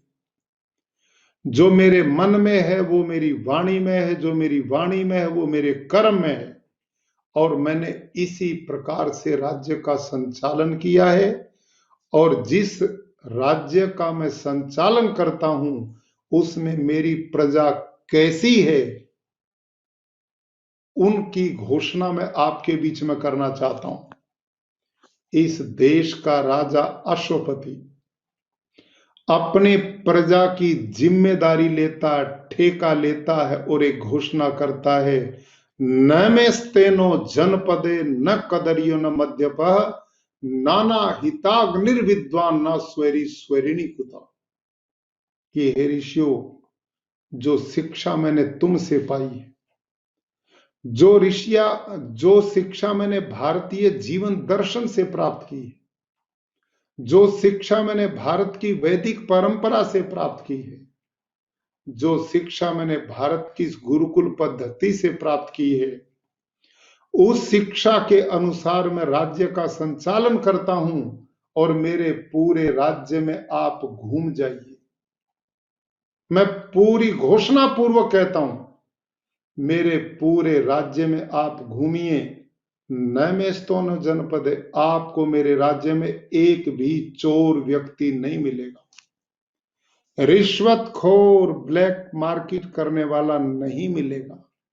इस देश का राजा घोषणा करता, न मेस्तेनो जनपदे, मेरे पूरे राज्य में कोई भी किसी दूसरे के धन पर कुदृष्टि रखने वाला नहीं मिलेगा, न कदरिए, मेरे पूरे राज्य में जो लोग रहते हैं एक भी कंजूस मक्खी चूस व्यक्ति नहीं मिलेगा, सभी उदार मिलेंगे, एक दूसरे की भावना की कद्र करने वाले मिलेंगे, एक दूसरे की आवश्यकता की पूर्ति करने वाले मिलेंगे, न मद्यप। हे ऋषियों, मेरे राज्य में एक भी व्यक्ति आपको शराबी नहीं मिलेगा, मद्यपान करने वाला नहीं मिलेगा, मांसाहारी नहीं मिलेगा। ये भारत का एक राजा घोषणा करता और क्या कहता, न मेस्तेनो जनपदे न कदरियो न मद्यप नाना हिताग्निर्विद्वान। हे ऋषियों, जिस प्रदेश में मैं राज्य करता हूं ना, आपको एक भी परिवार ऐसा नहीं मिलेगा जिसमें प्रातः काल सायंकाल अग्निहोत्र ना होता हो, और जिनके घरों की छतें अग्निहोत्र के धुएं से काली ना हुई हो, ऐसा एक भी परिवार मेरे राज्य में नहीं है।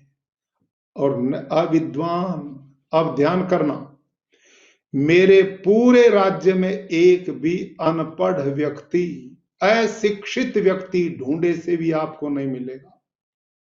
ये थी भारत की शिक्षा नीति। आज तक भी हम प्रौढ़ शिक्षा चला रहे हैं।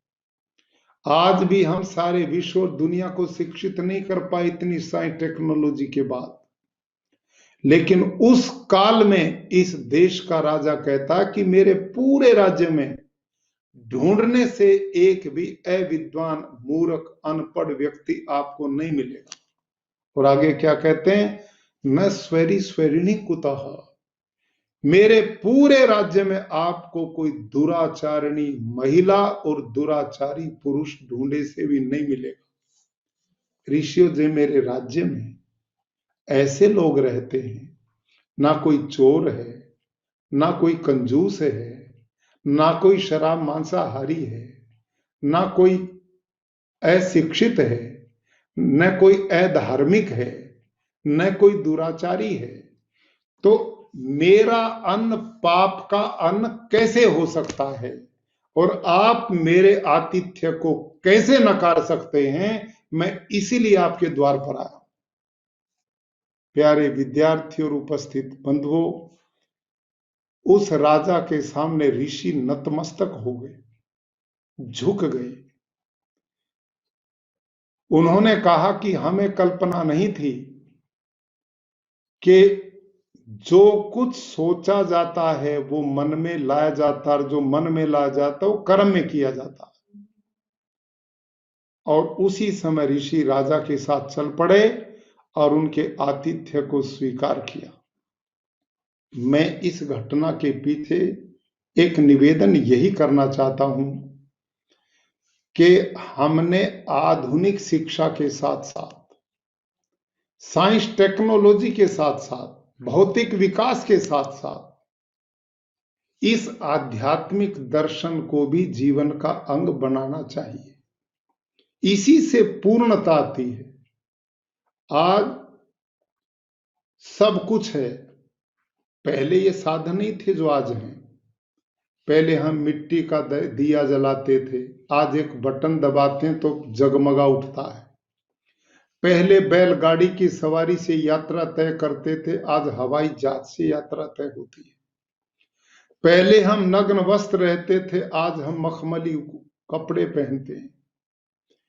पहले जो अभाव थे, आज वो साधन इतने हो गए हैं कि सुख के साधन के जिनकी कोई कमी नहीं। लेकिन इतना सब कुछ भौतिक साधन होकर के भी जो मानवता, जो इंसानियत, जो दूसरे के सुख दुख में काम आने की भावना, जो त्याग का भाव होना चाहिए, आज उसका लोप हो रहा है।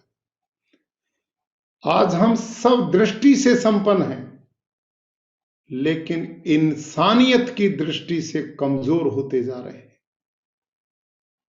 आज के दिन दीक्षांत समारोह पर भारत के ऋषि, भारत के उस समय के वो प्राध्यापक अध्यापक अपने शिष्यों को यही उपदेश देकर के समाज में भेजते थे कि बेटे, अब तक आपने हमारे चरणों में रह करके जो शिक्षा प्राप्त की है उसको तुम अपने तक सीमित मत रखना।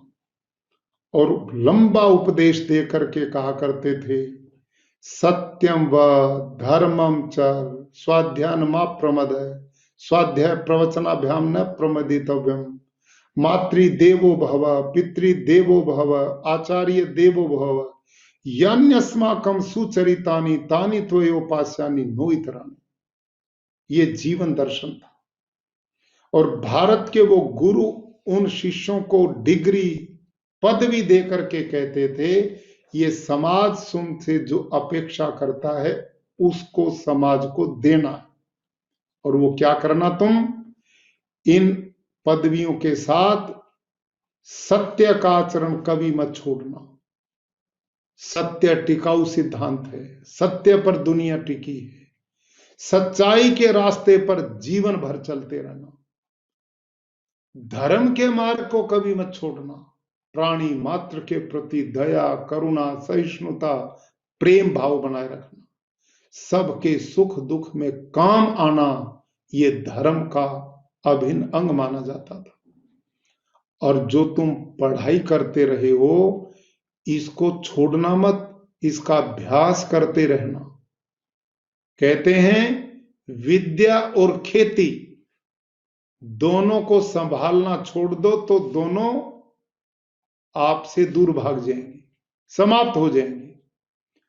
किसान खेत में जाना छोड़ दे और विद्यार्थी पढ़ाई करना छोड़ दे तो विद्या का लोप हो जाएगा और खेती उजड़ जाएगी। इसलिए हर समय इनका अभ्यास करते रहना, खूब पढ़ते लिखते रहना। और स्वाध्याय प्रवचनाभ्याम न प्रमदितव्यम, जो पढ़ा लिखा है उसको लोगों के कल्याण के लिए बांटते रहना। विद्या धन कैसा? वर्धते व नित्यम। दुनिया में जितने धन हैं उन धनों को आप बांटोगे तो कम पड़ जाएंगे, और विद्या का धन बांटोगे तो आपका भी बढ़ेगा। और भारत का ऋषि कहता था कि मेरे प्यारे बच्चों, आप लंबे समय तक हमारे पास में पढ़े हो, लिखे हो, रहे हो। यान्यस्माकं सुचरितानि तानि त्वयि उपास्यानि नो इतराणि। भगवान केवल पूर्ण है, मनुष्य सब अपूर्ण है। इसलिए हमारे पास रहते हुए जितने गुण आपने देखे उनको अपने साथ ले जाना, और जो अवगुण देखे हों उनको यहीं छोड़ जाना। हम ये चाहेंगे कि हमारे हाथ से पढ़ा हुआ विद्यार्थी देश और दुनिया के जिस कोने पर जाए वो जीवन की सुगंध फैलाता जाए, अपने उत्तम गुणों से लोगों का मार्ग प्रशस्त करता जाए, आने वाली पीढ़ियों को एक नया रास्ता दिखाता जाए, अपने देश को, अपने समाज को, अपने राष्ट्र को उन्नत करे। आज अंत में आप सब पदवी धारक छात्र छात्राओं से मैं आग्रह करूंगा कि इस समय देश में जो चुनौतियां हैं उनको जानो और समझो, निराकरण करने के लिए कटिबद्ध होकर के कार्य क्षेत्र में जाओ। आज भारत के यशस्वी प्रधानमंत्री, युवा पीढ़ी, हम सबको एक नारा दिया है, आत्मनिर्भर भारत की ओर बढ़ना है। हर क्षेत्र में भारत को आत्मनिर्भर बनाना है। आप स्वयं का जीवन हमारा पवित्रता का जीवन हो, नशे जैसी बुराई से युवा पीढ़ी बचे और इनको बचाओ। बेटियां हमारी धरोहर हैं, बेटियों का संरक्षण करो, उनको पढ़ा लिखा करके आगे बढ़ाना एक अच्छे समाज के निर्माण में सहयोग है। स्वच्छ भारत के निर्माण में आप ये सहयोग करें। पर्यावरण को बचाने के लिए वृक्षारोपण का अभियान आप चलाएं। जो आप में खेती बाड़ी से जुड़े हैं तो हमारी प्रदेश गुजरात सरकार के सहयोग से हम सब ने मिलकर के नेचुरल फार्मिंग, प्राकृतिक खेती, जैव मुक्त कृषि का एक अभियान छेड़ा है पूरे प्रदेश में। इसमें आपका भी योगदान हो, जिससे लोग स्वस्थ हों, निरोग हों, पानी की सुरक्षित हो, पर्यावरण बचे, कृषि भूमि की उर्वरा शक्ति बचे। इस मिशन में आपका सहयोग हो। भारत विश्व में साइंस टेक्नोलॉजी के क्षेत्र में आगे बढ़े, इसमें आपका पूरा सहयोग मिलना चाहिए। आप आज जाएंगे, इसके साथ जहां आप राष्ट्र के लिए सोचेंगे, समाज के लिए सोचेंगे, वहां आप अपने माता पिता का सम्मान करें, अपने गुरुओं का सम्मान करें। हमारी जो संस्कृति, कल्चर, चिंतन, सोच है उसको जीवन के साथ आत्मसात करेंगे तो आपके जीवन में एक पूर्णता आएगी। सुख भी मिलेगा, शांति भी मिलेगी, आनंद भी मिलेगा, संतोष भी मिलेगा। असली सुख इन्हीं चीजों में है। संतोष जीवन का सबसे बड़ा सुख है। और ये सब दर्शन भारतीय जो शास्त्र हैं, भारतीय ऋषियों का जो चिंतन है, भारत का जो अध्यात्मवाद है, उसको आप न भुलाएं और यहाँ की संस्कृति परंपराओं का पालन करते हुए हर क्षेत्र में आप उन्नति करें, विकास करें, बढ़ें। यही हम सब की आपके प्रति शुभकामना है, मंगल कामना है। आप खूब स्वस्थ हों, आप निरोग हों, आप पूरी ख्याति प्रतिष्ठा और समाज में अपनी बढ़ाएं और देश की बढ़ाएं। इन्हीं मंगल कामनाओं के साथ मैं सौराष्ट्र विश्वविद्यालय के कुलपति महोदय और उनकी पूरी टीम को बहुत बहुत साधुवाद देता हूं। वो इसी गति से आगे बढ़ते रहें और शिक्षा जगत में कीर्तिमान स्थापित करके आने वाली पीढ़ियों को राष्ट्र के लिए तैयार करें। ओम शांति शांति शांति।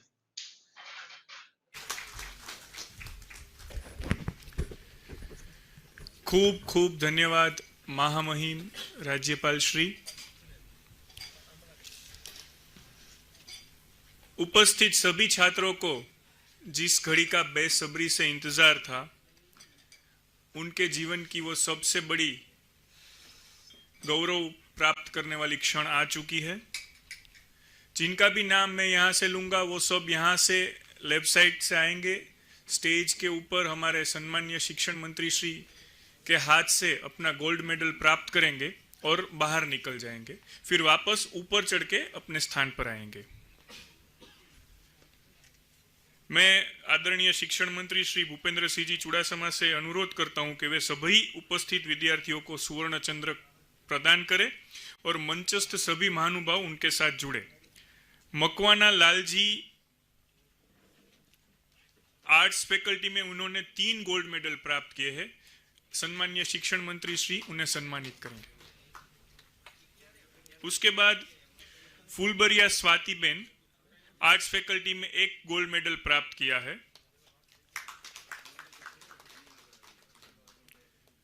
पटेल आशा उनके बाद आएंगी, 1 गोल्ड मेडल जिन्होंने प्राप्त किया है आर्ट्स फैकल्टी में। फिर एजुकेशन फैकल्टी से गामित सुनामी बेन आएंगी, जिन्होंने 1 गोल्ड मेडल प्राप्त किया है।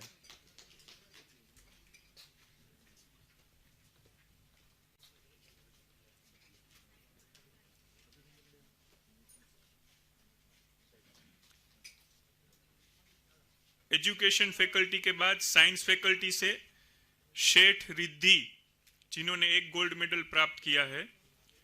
उनके बाद सापरिया धरतीबेन, जिन्होंने 1 गोल्ड मेडल प्राप्त किया है। और उनके बाद मेहता हार्डी, जिन्होंने 1 गोल्ड मेडल प्राप्त किया है।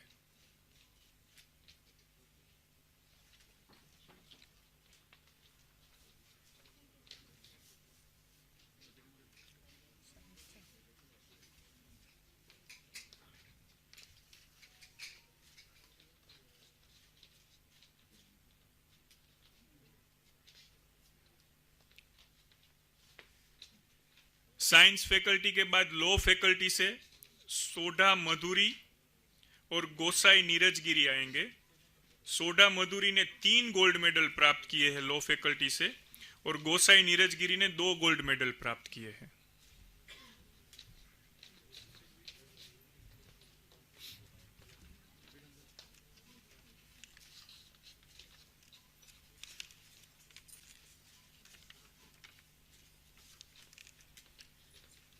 लॉ के बाद मेडिसिन फैकल्टी से गढ़वी कविता, जिन्होंने 3 गोल्ड मेडल प्राप्त किए हैं। उनके बाद आएंगे शाहरिया, जिन्होंने मेडिसिन से 4 गोल्ड मेडल प्राप्त किए हैं। उनके बाद पटेल मीत, जिन्होंने मेडिसिन में 2 गोल्ड मेडल प्राप्त किए हैं। और उनके बाद सरवाना कुमार, जिन्होंने मेडिसिन से 3 गोल्ड मेडल प्राप्त किए हैं।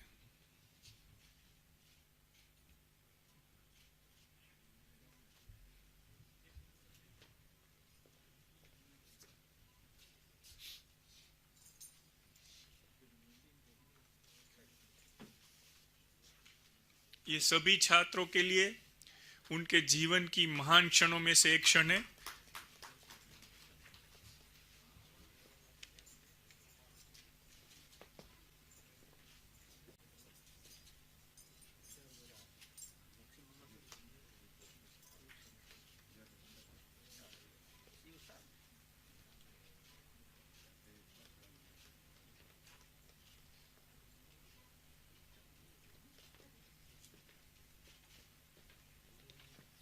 मेडिसिन फैकल्टी के बाद कॉमर्स से डोडिया मित्तलबेन, जिन्होंने 1 गोल्ड मेडल प्राप्त किया है।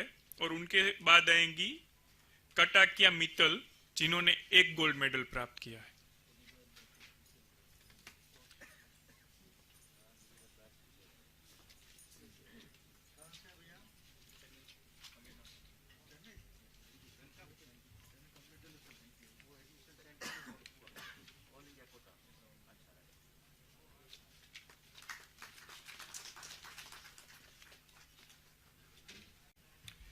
कॉमर्स के बाद रूरल स्टडीज से ग्राम्य विद्या से भेड़ा हेमाली बेन और उनके बाद परमार कल्पेश भाई, दोनों ने एक एक गोल्ड मेडल प्राप्त किए हुए हैं।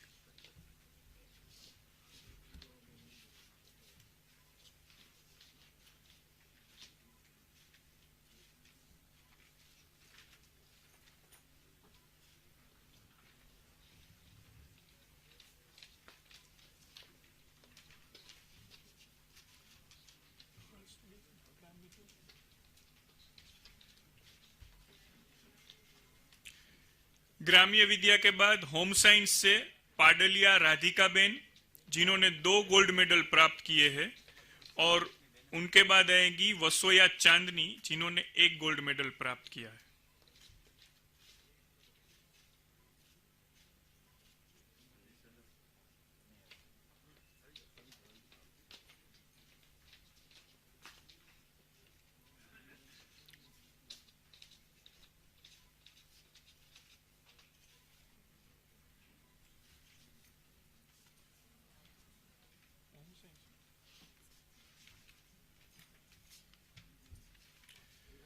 होम साइंस के बाद बिजनेस मैनेजमेंट फैकल्टी से कर दीक्षित आएगी, जिन्होंने 2 गोल्ड मेडल प्राप्त किए हैं, और उनके बाद रामदत्ती महेंद्र गिरी आएंगे, जिन्होंने 1 गोल्ड मेडल प्राप्त किया है।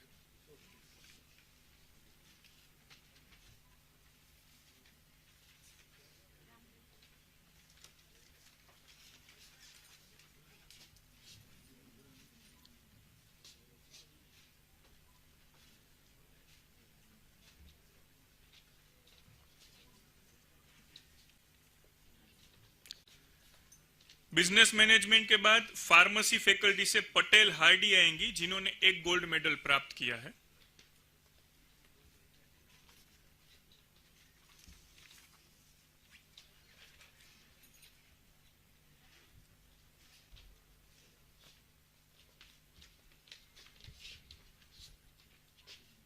आज यहां कुल मिलाकर 37 सुवर्ण चंद्रक को अर्पण किए गए हैं, और इस 37 सुवर्ण चंद्रक को कुल मिलाकर सिर्फ 22 विद्यार्थियों ने प्राप्त किए हैं।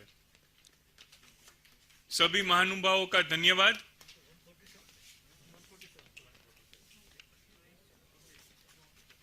अब मैं कार्यक्रम के अंत में आभार दर्शन के लिए हमारे इंचार्ज परीक्षा नियामक श्री नीलेश भाई सोनी को विनती करता हूं कि वे आए।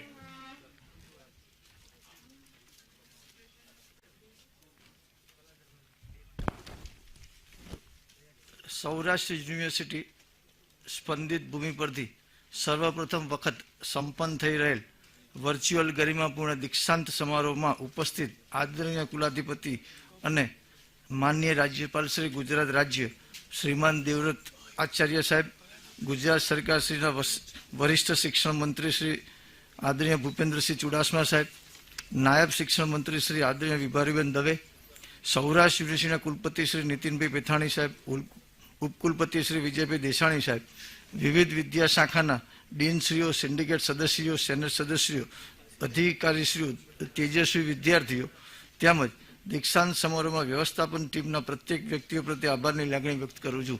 અસ્તુ.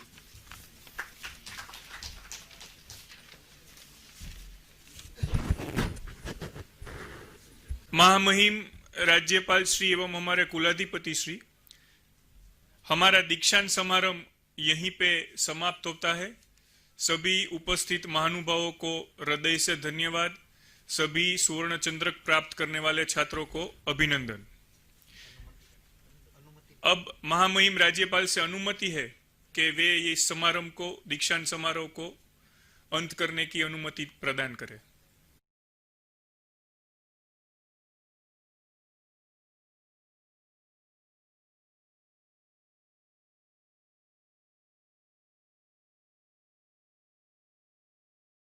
માટે આગળ ચાલુ રાખીએ છીએ।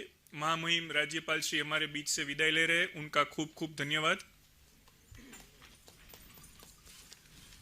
સૌ પછી પોતાના સ્થાન ઉપર ફરીથી બેસશું એક નાનકડા કાર્યક્રમ માટે। સૌરાષ્ટ્ર યુનિવર્સિટી માટે એક ગૌરવની ક્ષણ છે કે આપણા આદરણીય વડાપ્રધાન શ્રી મોદી સાહેબે જે આત્મનિર્ભર ભારતની એક સૂત્ર આપ્યું છે ને આપણામાં એક નવા જ ધ્યેય માટેની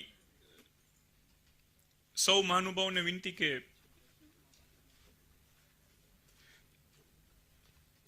આ કાર્યક્રમ માટે જોડાય.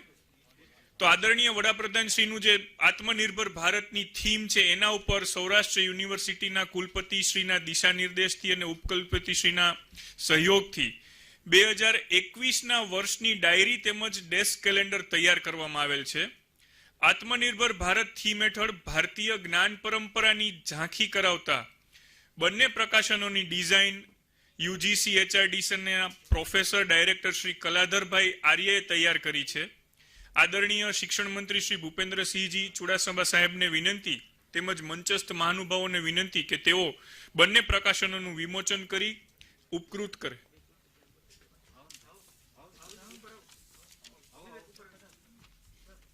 સૌ સન્માનીય ઉપસ્થિત અન્ય યુનિવર્સિટીઓના કુલપતિશ્રીઓને વિનંતી કે તેઓ સ્ટેજ ઉપર આવે અને આ વિમોચનમાં ભાગ લે.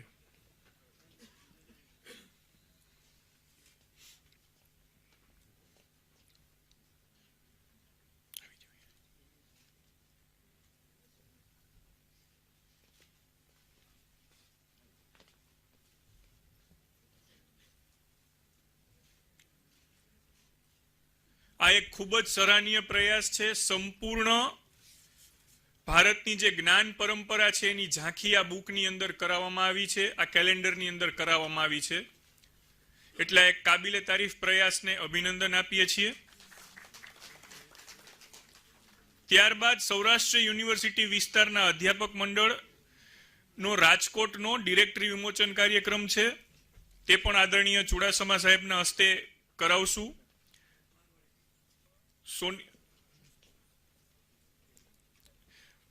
ચુડાસમા સાહેબને પુષ્પગુચ્છ અર્પણ કરીને શ્રી કિરપાલસિંહ પરમાર, સિન્ડિકેટ સભ્યો, સેનેટ સભ્યો તેમજ સૌરાષ્ટ્ર યુનિવર્સિટીના ઉપસ્થિત સભ્યો વતી પણ તેઓ આપી રહ્યા છે.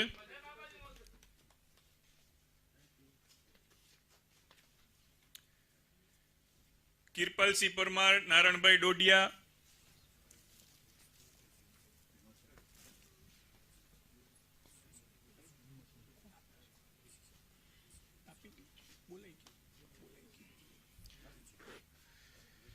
શિક્ષણ મંત્રી શ્રી આપણી વચ્ચે છે ત્યારે એમને સ્મૃતિ ચિહ્ન અર્પણ કરવા માટે સન્માનીય કુલપતિ શ્રી તેમજ ઉપકુલપતિ શ્રીને વિનંતી.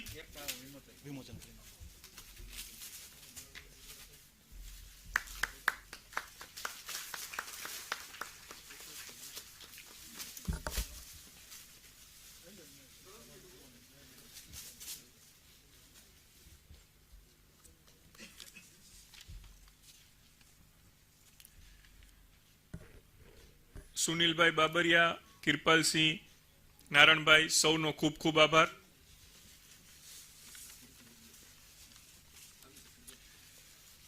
સન્માન્ય શિક્ષણ મંત્રી શ્રીને તેમના ખૂબ વ્યસ્ત શેડ્યુલ વચ્ચે પણ તેઓ આ દીક્ષાંત સમારંભમાં ઉપસ્થિત રહ્યા છે ત્યારે એમના સન્માન માટે સ્મૃતિ ચિહ્ન અર્પણ કરવા માટે ઉપકુલપતિ અને કુલપતિ શ્રીને વિનંતી.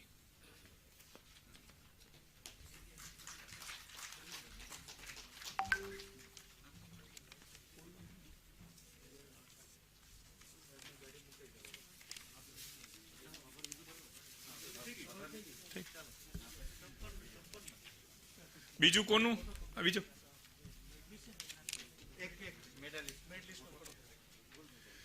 ત્યારબાદ સૌ ગોલ્ડ મેડલિસ્ટ અહીંયા નીચે આ ટેબલ લઈ લેજો.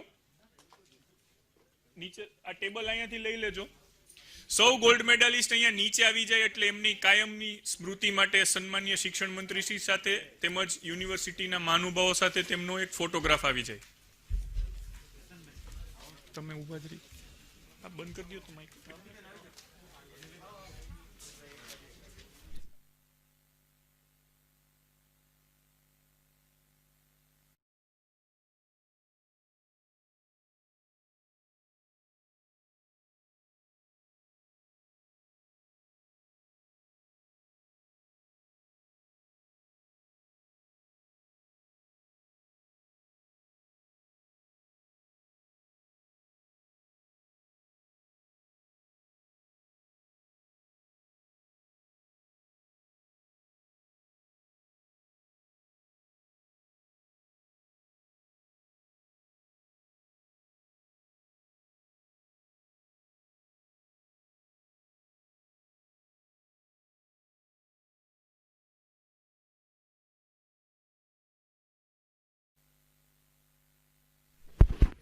સૌ ગોલ્ડ મેડલ પ્રાપ્ત કરનાર વિદ્યાર્થીઓ 11 ની સંખ્યામાં આવે એટલે સરસ ફોટોગ્રાફ આવી જાય. બધાનો વારો આવશે એટલે 11 ની સંખ્યામાં હાજર રહેજો.